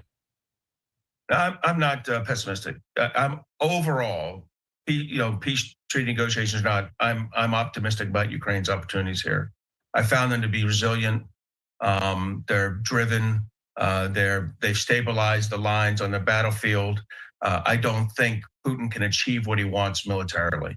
And I believe the Ukrainians believe they have the resilience to a greater degree of resilience and national societal resilience than Russia. Okay. So they're willing to come to these talks, but they're also willing to let this play out. All right, Mark Montgomery, 𝗙𝘂𝘁𝗂𝗏, can't thank you enough. I'm sure we'll be talking on Thursday. Talk soon. All right. Thank you, Andrew. Thank you. All right, in the meantime here, before we go to our quick commercial break, I want to put up this tweet also from Volodymyr Zelensky, the Ukrainian leader today, with a photo saying, I spoke with Pope Leo XIV, saying it was our first conversation, but already a very warm and truly substantive one. He says, I thanked His Holiness for his support of Ukraine and all our people. He says, we deeply value his words about the need to achieve a just and lasting peace for our country and the release of prisoners. Zelensky says, we also discussed the thousands of Ukrainian children deported by Russia. Ukraine counts on the Vatican's assistance in bringing them home to their families. He said, I informed the Pope about the agreement between Ukraine and our partners that starting today, a full and unconditional ceasefire for at least 30 days must begin. I also reaffirmed Ukraine's readiness for further negotiations in any format, including direct talks, a position we have repeatedly emphasized. He says Ukraine wants to end this war and is doing everything to achieve that. We now await similar steps from Russia. I invited His Holiness to make an apostolic visit to Ukraine. Such a visit would bring real hope to all believers and to all our people. We agreed to stay in contact and plan in-person meeting in the near future. So, quite something there. Zelensky inviting the new Pope, Pope Leo XIV, to Ukraine on an apostolic visit. Of course, we know Pope Leo XIV mentioned in his brief remarks today and yesterday on the loggia at St. Peter's Basilica to the crowd gathered below that the war needs to end, mentioning the plight of the Ukrainian people. So I believe that is the first phone call with a world leader Pope Leo has had there with Zelensky, confirmed by Zelensky. All right, in the meantime here, I'm Andrew Kraft. Let's take our final commercial break of this hour. We'll see you in just 2 minutes.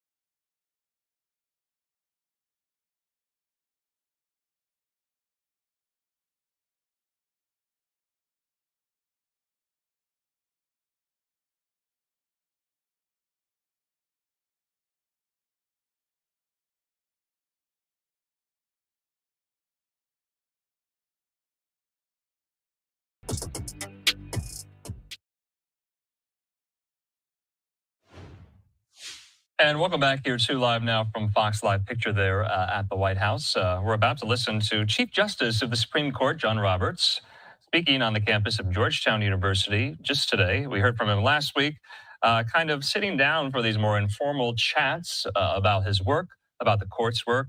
And of course, this comes after the passing of former Supreme Court Justice David Souter just on Friday at the age of 85. Let's watch this. The bench or bar come and talk to you about their experience and offer some advice.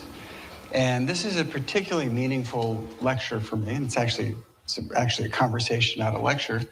But this is particularly meaningful for me because this is my last time as dean. And I am so delighted and so honored that our speaker this year is the Honorable Chief Justice of the United States, John G. Roberts, Jr. Please join me in welcoming Chief Justice Roberts. Thank you. Thank you.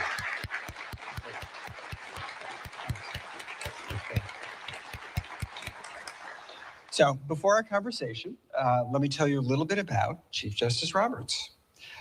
John G. Roberts, Jr. was born in Buffalo, New York. And we're just talking, you were there until you were the age of 9. Right. And he received an A.B. from Harvard College in 1976 and a J.D. from Harvard Law School in 1979. And actually, one of the things we were talking before that I had not known was that after high school and during a college summer, you worked in the steel mills. Right. United Steelworkers of America, job class 6, electrical helper. Do you have a union card? I had my union card, absolutely. The electrical helper carried around the electrician's toolbox. And every now and then when he wanted a little fun, he would tell you to tighten the screw that was still live. You tighten it and get a nice shock. And never got tired. And so then you went to Harvard Law School. Yeah. And I asked you, when you decided to become a lawyer. And about the second year of law school. Which was true. I hadn't gone to law school because I wanted to be a lawyer. I wanted to be a historian.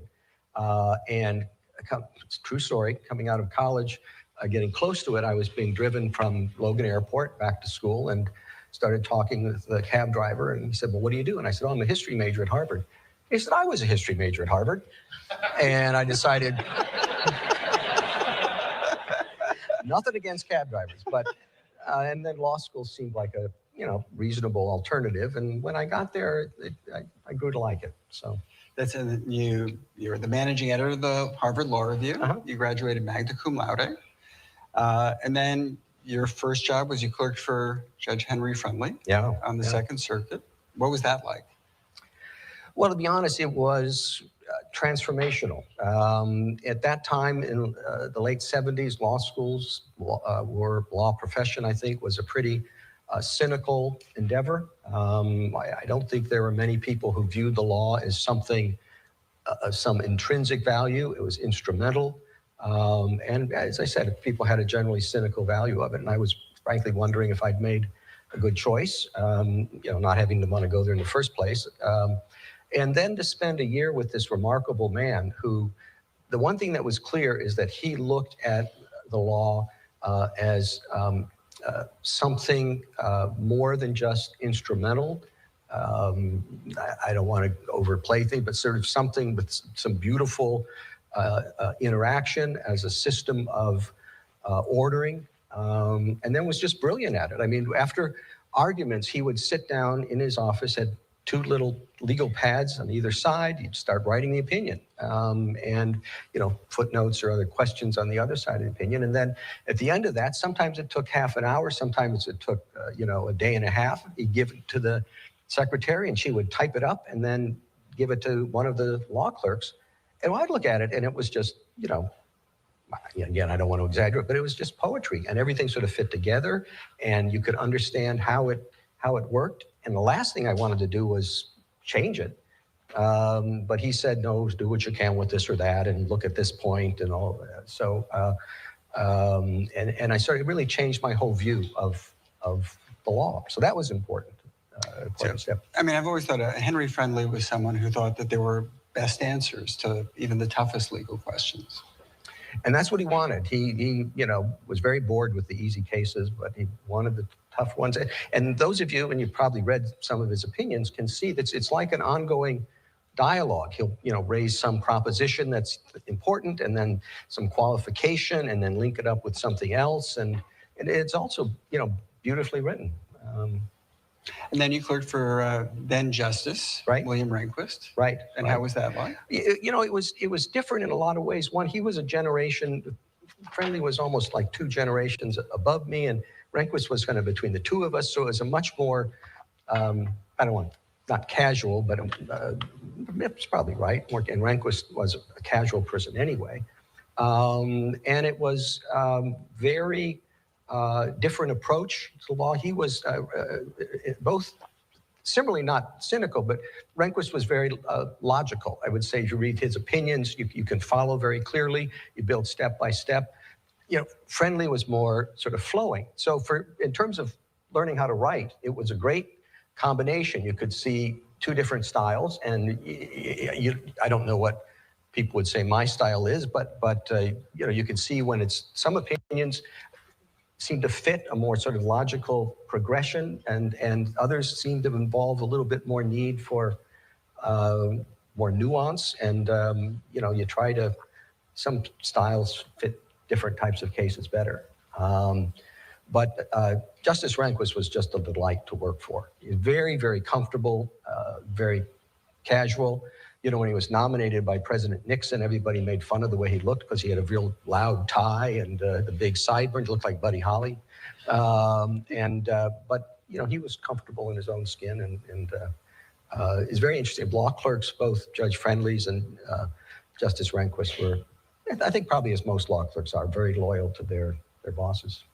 I mean, it is interesting, 2 very kind of different approaches to legal writing, and I think of them as different approaches to legal analysis. And talking about kind of the different influences as you started your career. I feel very lucky not only to have the clerkships, but from seeing different perspectives and different ways of approaching the job and different work products that come out. It was a good way to start the career. And then you started working next as an aide to U.S. Attorney General William French Smith. And then you worked in the White House counsel's office when the White House counsel was Fred Fielding during the Reagan administration. Brief period in the private sector, 2 years at Hogan and Hartson, and then you were appointed Principal Deputy Solicitor General by President George H.W. Bush, and lasted for 3 years. And then you returned to Hogan and Hartson in 1993, and then you were there until another President Bush took office. And you were nominated and confirmed for the Court of Appeals, D.C. in 2003. And then in 2000... Well, you're skipping over some drama. I mean, after... I had been nominated for the Court of Appeals previously. And I was nominated on my birthday because they wanted to make it look like I was older. He's been 37 years old for a long time. Well, 20 hours when they... that didn't work out. I didn't get a hearing. Some guy named Biden said, "No, let's not give him a hearing." And it's interesting because I was naturally disappointed by that, and because then the administrations changed and that the nomination lapsed, and didn't really expect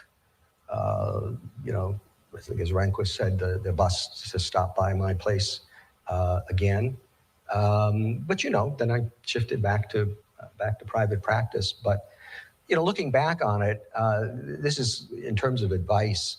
You want your bad luck to be good, because I think if I had been confirmed at that early age, when a vacancy came up on the court, I probably would have had far too much baggage to be considered for it, and no reason to be. But it gave me a chance to move on to private practice and make some money. Always a good objective. Always a good thing. 2003, nominated for the Court of Appeals. This time as it worked. Yep, it worked. And then in 2005 for the Supreme Court, first for the seat that Sandra Day O'Connor was stepping down from, and then Chief Justice Rehnquist died, and you became nominated for Chief Justice. Right. Were you surprised? I was surprised at every step along the way, to be honest with you. But I had only been a judge for 2 years, and I didn't have much of a record. It turned out that was an advantage, and it moves very quickly. And then,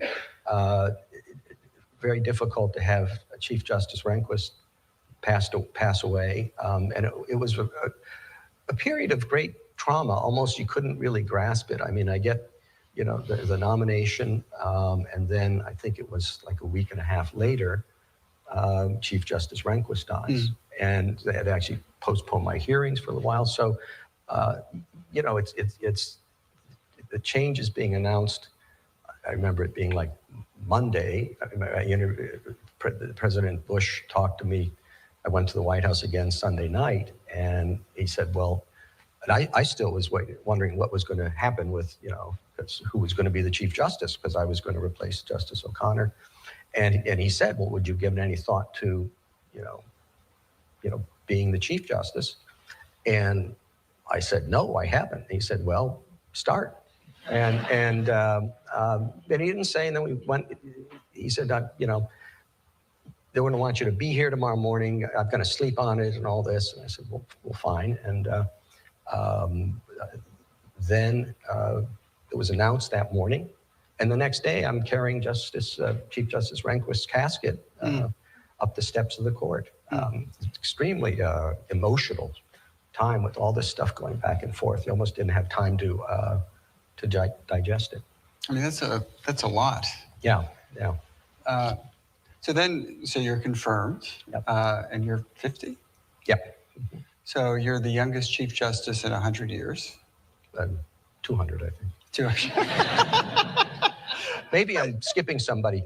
Well, I bet what you're doing is counting Charles Evans Hughes, but he was already on the court as an associate justice. Okay, I'm willing to confess error on that.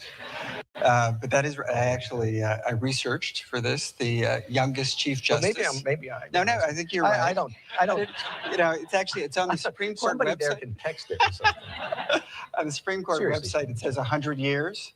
So I thought that would be safe, and it turns out. What says 100? It does say 100, yeah. You got to get that corrected. Somebody can do that, right? So John Jay was 44. Well, okay, but I mean, the life expectancy was much shorter then. So, Marshall was younger. Marshall was 45. Yeah. I did my. Okay, so wanted to show you just kind of a little taste of that. It's not every day you hear kind of members of the Supreme Court, let alone the Chief Justice, in some of these kind of more informal settings there. That one at Georgetown Law. All right, in the meantime, that's going to do it for our live coverage here on this extremely busy Monday. Hope you found all of these stories informative and illuminating, live, raw, and uninterrupted. And in the overnight hours, we'll be telling you some of the very same stories we've told you throughout the course of the day. That begins when we come back. Have a good night.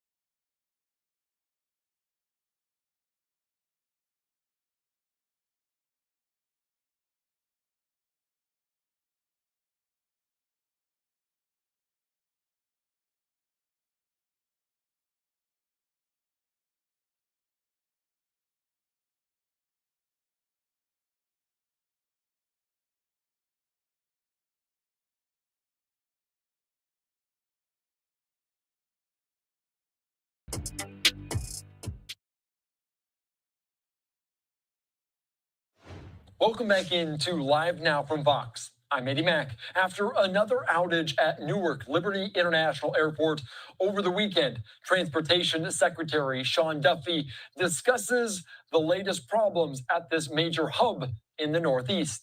We want to talk, and Frank from the FAA here is as well. Listen, we've all been reporting and seeing what's happening at Newark Airport. And I think it is clear that the blame belongs with the last administration. Pete Buttigieg and Joe Biden did nothing to fix the system that they knew was broken. And so I want to lay out how we got here, what's going on in Newark, and what our plan is to actually fix it under this Trump administration, who, by the way, fixes problems, doesn't cause problems. So how we got here.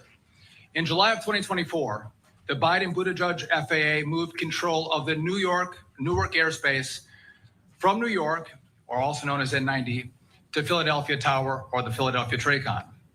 As part of the move, the STARS system that processes radar data for Newark remained based in New York. So they didn't move it from New York down to Philly, where the controllers would be.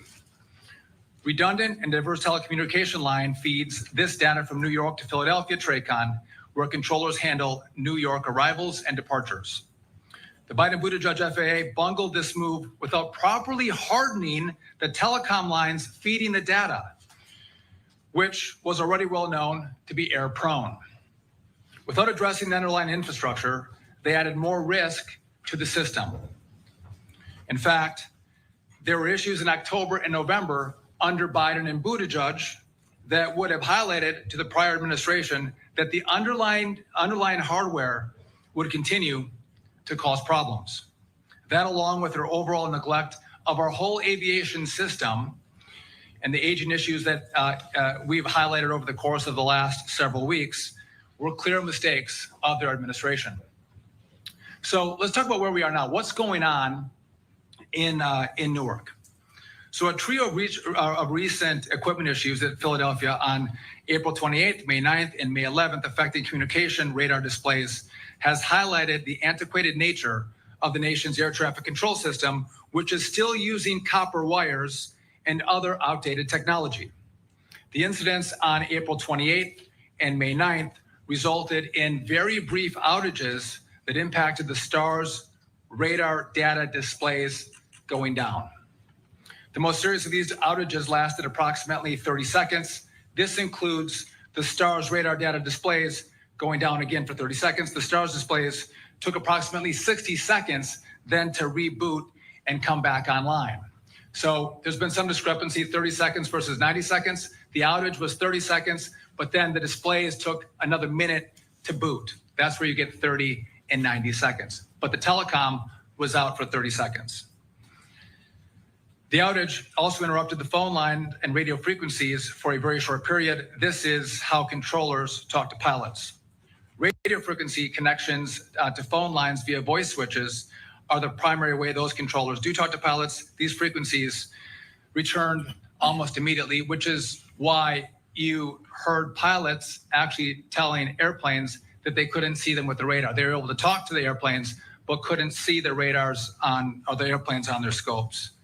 These issues, along with staffing shortages at Philadelphia and runway construction at Newark, have led to the delays for passengers.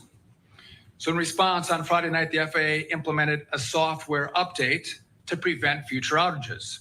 The software patch was successful, and our redundant lines are now both working.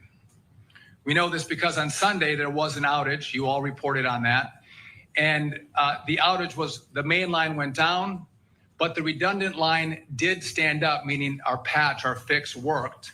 Now, because of that, the controllers who had seen this the prior two times, when they saw the main line go down, they were concerned. Even though they could see airplanes and talk to airplanes, out of an abundance of caution, they actually shut down the airspace for 45 minutes.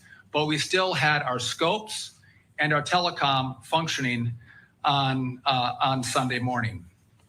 So it's important to note that, and we're going to talk about this in a little bit, this system is so old that even if you have high-speed fiber information coming in to a TRACON or a tower, the equipment that we use is so old, the information has to be slowed down. It comes in too fast. It has to go at the speed of copper wires. So again, we have two issues: the reliability of the telecom, but also the old equipment that we're using paired together are causing a lot of issues in the system. So let's talk about what the Trump administration is doing moving forward to fix the problems that were left to us from the Biden-Buttigieg administration. Now, while these temporary software fixes that I mentioned earlier that worked on Sunday morning should prevent future outages, the core issue is the telecommunication lines. Here's what we're doing to fix the telecom. One, I'll be requesting an OIG investigation into the failures of the last administration and the decisions that were made to move the TRACON from N90 in New York down to Philadelphia, and the work that was done to plan for this move and making sure that the lines were hardened. The FAA today is assembling a tiger team of experts to fully fast track the fixes that we've identified need to be done to make sure this works. The FAA has replaced copper lines with fiber lines at Newark, JFK, and LaGuardia. That work is done. It was done in the last couple of weeks. However, it's going to take another week or two to be testing those two lines before we flip the switch and make them live. We're also, we're going to flip that, but it's 1 to 2 weeks. It's going to actually happen, we hope, at the end of May.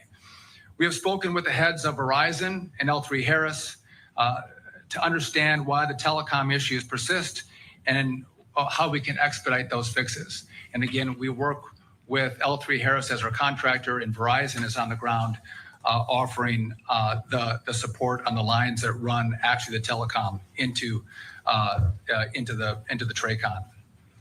They've assured me that this work is their top priority, especially Verizon. I spoke with their CEO yesterday. It's a top priority. They're going to move this work as fast as possible to get efficient and effective lines working for Newark. The goal is to add 3 new telecommunication connections between New York and Philadelphia. This will provide more high-speed, reliability, and redundancy. So if one goes down, we are assured that the others will stand up. The goal is to have this done as soon as possible. I'll give you an update as soon as we hear back from Verizon on how quickly they can progress with this work. Let me be clear. Even with these new lines, we still, as I mentioned, have to dumb down the data feed from these outdated systems inside of our towers, our centers, and our TRACONs. Again, I showed this last week. We're using equipment that looks like it's off the Apollo 13 set. And so today we have high-speed fiber, but when it comes into the TRACON, we do slow it down so it can be used by the old equipment. Our hope is to have high-speed fiber connections and then new technology in these towers, in TRACONs and centers, so we can maximize the use of American airspace. Number 5, the FAA is deploying a temporary backup system to the Philadelphia TRACON that will provide redundancy during the switch to a more reliable fiber optic network. This system will ensure that if both fiber connections fail, at the same time, air traffic controllers will still be able to communicate with aircraft and with other controllers. This fortifies communications, ensures it is uninterrupted if a dual fiber failure occurs. The FAA is going to establish a STARS hub at the Philadelphia TRACON so the facility doesn't have to pull that data from New York. So again, we're pulling it from New York. We want to bring that down to Philadelphia. By the way, the STARS system should have been brought down to Philadelphia before this TRACON was moved. Biden and Buttigieg did not bring it down. They just quickly moved the TRACON without having STARS in place and without testing how hard the equipment actually was in regard to telecommunications. Using existing statutory authority, I have as the Secretary of DOT. The DOT will convene a delay reduction meeting this Wednesday with all airlines who have flights at Newark. The goal is to have a manageable number of flights land at Newark. Families shouldn't have to wait 4 or 5 hours for a flight that never takes off. By lowering the number of flights, we can ensure the ones that are kept, they do actually take off and they do actually land. This authority hasn't been used in over 20 years. As I've stated publicly, if Congress approves our plan, the president's plan, to build a brand new air traffic control system, work at Newark is going to be a priority. We will do that first. And so, again, to recap, I'm going to pass it off to the administrator. We're in a situation where telecom is going down. And it's taken some time to isolate the problem. And we believe we've done that, but I don't think we're out of the woods yet. We actually have to spend the time now to build the network that should have been built before the TRACON was moved. I know this is frustrating. I know it's hard for the airlines operating out of Newark, the families that fly out of Newark. It's problematic, but our commitment is always safety. We're going to make sure that if you fly, you're going to fly safely. And if we reduce the number of flights at Newark, we're not doing it to annoy people. We're not doing it to delay people's travel. What we're doing is guaranteeing safety. And when you have problems, you actually slow things down. And that's what we've done. We've slowed down the flights at Newark until we can stand this system up and be assured that we have enough controllers and a system that's actually working to keep everybody safe. And again, we didn't have to be here. This did not have to be our story. Over the last 4 years, the last administration, they knew this was a problem. And by the way, during COVID, when people weren't flying, that was a perfect time to fix these problems. But again, they got $1.2 trillion for infrastructure, and virtually none of it went to fix the biggest American infrastructure problem that we have, which is our air traffic control system. And so what you see in Newark, we're gonna have to fix, we're gonna move fast, but we're gonna do it right. My concern is that we could see other situations like this around the country because the system is old. It's old. And we are fighting to make sure we work with Congress, get the money, and begin this build of a brand new system as quickly as possible. This couldn't happen without the leadership of President Trump, who, again, I'm gonna say, he talked to me when he gave me the job. He knew how old this system was. And so when I presented him this plan, he said, listen, I want you to walk through it. Are we gonna do the whole thing? This is not a patchwork, it's not a Band-Aid. This is gonna be everything. We're gonna build it brand new. And I said, yes, Mr. President, this is a plan to build everything new. It's going to be complicated, but we don't want more Newarks. We don't want more Newarks to happen throughout the country. And so we are going to fix Newark. We have a plan to fix Newark. We ask for your patience. And then we're looking to Congress to give us the resources to fix air traffic for the whole country so no one has to deal with this in the future. And with that, I would like to pass it off to a guy who has done an amazing job in orchestrating his team, in building a tiger team to make sure we can quickly and efficiently address the problems that we face at Newark and throughout the system. Our acting administrator of the FAA, Chris Rushlow. Thank you, Mr. Secretary. Good afternoon. Yes, as the Secretary just described, so we have an action plan moving forward here. Starting today, we've, under the Secretary's direction, we have initiated a task force, an emergency task force, comprised of experts, executive experts from the FAA, from L3Harris Corporation, as well as from Verizon. We're very focused on making sure that travel into Newark is safe and efficient. I can tell you uncategorically that the travel into Newark today is safe, but we will continue to monitor that situation as it relates to the technologies that the Secretary referenced earlier. And we will also work with the airlines. The second reference was through this delay reduction task force meeting that we're having on Wednesday. That will be critical to working with the carriers to make sure that the travel season this summer is good for the American traveling public. So again, first and foremost, we have a task force starting today with the right technical experts to keep focus on this every single day and to be transparent about the progress we're making. And the second piece is to make sure that we're working with the airlines and the airport, the Port Authority of Newark, New Jersey, to make sure that the travel into Newark this summer is safe. The final thing I would mention, and the Secretary touched on this as well, is it is time. We have seen delays and disruptions in the system. We need to get ahead of that. And by being bold and taking action on this new air traffic modernization program, that will be a long-term fix, even the midterm fix, to make sure that we continue to provide safe and efficient travel for the American traveling public.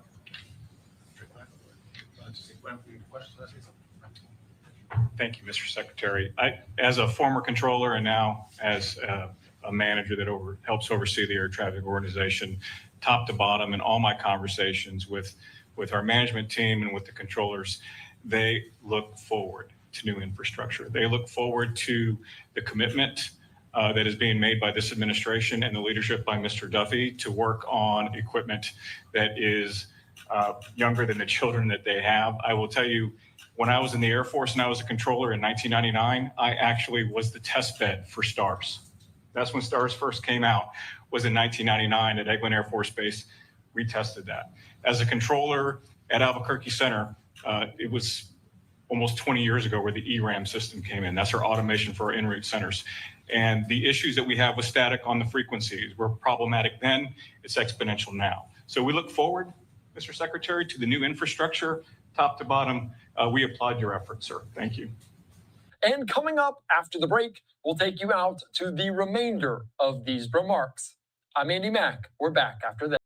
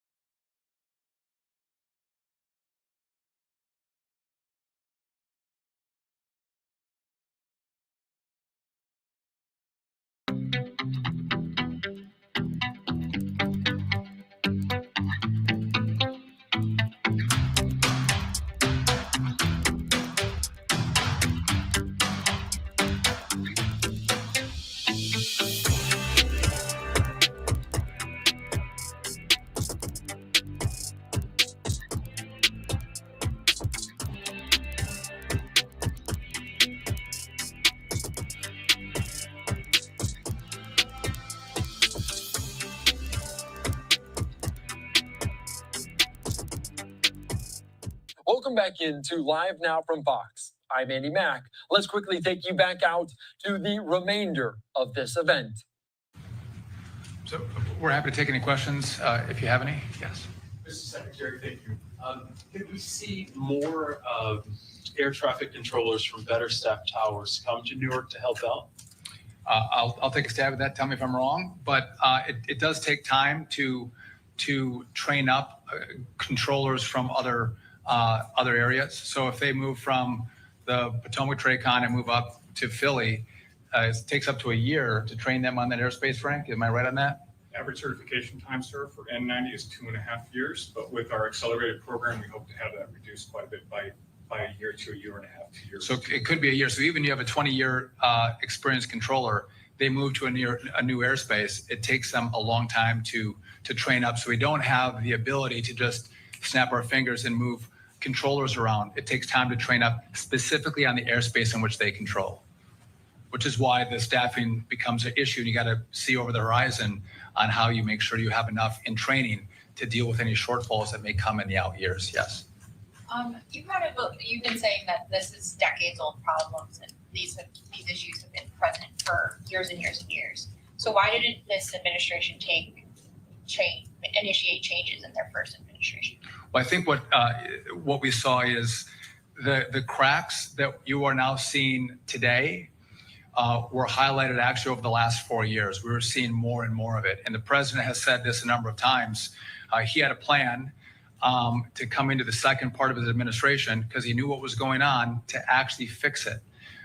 Some money, some billions of dollars were allocated from the last administration to this effort, and it was wasted. You don't see any result of any money that's been spent over 4 years. And by the way, they had no problem spending money. They spent a lot of money, and they didn't spend the money here. The president was understanding the cracks at the end of his administration and was going to fix it 4 years ago. But the last administration, they did nothing about it. And so as things get old, you get to the point where you're starting to hear some rattles in your car. That's probably the sign you bring it to the shop. The last administration was hearing the rattles, and they basically kept driving and didn't do anything to fix it. Yeah, Grady. Thank you. First question's on Newark specifically. Last week, I think it was, United CEO said that the FAA regularly approves more than 80 flights per hour at Newark, even though it also tells the airline that 77 is the maximum. So I guess the question is that true? And if so, why is it happening? And then what's the target for reduction going forward? Yes, it's a great question. I would say to you, currently we're running essentially 24 to 28 arrivals. There are a lot of things that factor into the way the controllers can safely manage air traffic in and out of Newark. So that could be staffing, that could be technology, that could be weather. And all of those decisions are made based on the ability to safely manage that traffic in there. So there's no 70 flights an hour. There are arrivals and departures when you do the math. But at the end of the day, what we're talking about is safe arrivals, safe departures. Right now, we're running a variable rate between 24 and 28. We expect that will continue. Again, when the construction project finishes at Newark, we will have an ability to kind of manage some additional traffic. But first and foremost, we're going to make sure our controllers are comfortable handling the workload they have, and then making sure that all those other parameters are factored into the decision to accept arrivals. And what do you think an appropriate target is? I know you still have the meeting coming on Wednesday, Right. but do you have a number in mind going into it? So I'll start from a place of whatever's safe to bring in there. And we're going to work very closely with the carriers and the airport to make sure that that is appropriately communicated to traveling public as well. And Mr. Secretary, one for you. In his previous term, President Trump advocated for the privatization of ATC. I know you've said that you don't want to go that route. I'm wondering if you've spoken with the president about that and what changed since then. So I haven't specifically talking to the president about privatization. I don't recall whether he was supportive or not. But what we have to do is unify Congress. This is not a Democrat or Republican issue. It's an American issue. And privatization is an issue that divides people. And if once the president and I and Chris are done building a brand new system, and they want to have a conversation about privatization, they can do that. We'll be long gone. But if we have that, nothing is going to happen here. And there's more risk to the airspace. I'm not going to have more risk to the airspace. And so I want to keep everyone together, R's and D's. We're all wearing the same American shirt. Let's get it done together. Yes. Hi, Allie from Bloomberg News. I wanted to ask about Wednesday's meeting and kind of piggyback off the question about flight reductions. So I saw that the notice mentioned the FAA was going to propose no more than 56 total operations per hour, 28 arrivals, 28 departures. When you're talking about reductions, is that going to be proportional based on how many flights the airline has out of Newark? And then also which airlines are attending Wednesday's meeting?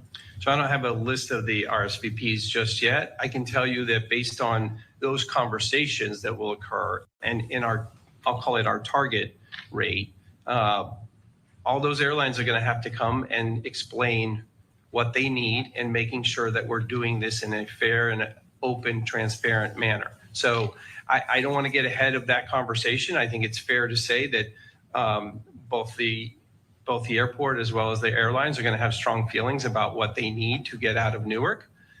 We will have those conversations, and as a result of that, we'll make those decisions public. I think it's important to know we don't want to front run that conversation. Again, we're convening the airlines and having an open and constructive dialogue with them. We hope, yes. Yeah, well, guys, I'm here, Corinne. Just wanted to clarify. So the move of N90 from Long Island to Philadelphia has kind of been in the works for years, as I'm sure you know.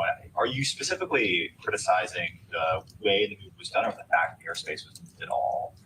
What I'm criticizing is the fact that I don't believe the telecom was adequately tested, because if it had been tested, they would have seen the errors that they saw in October and November of last year under their administration, and we wouldn't be seeing the errors in the telecom right now. So they didn't test it, and before they moved the TRACON, they should have put the STAR system down at Philly.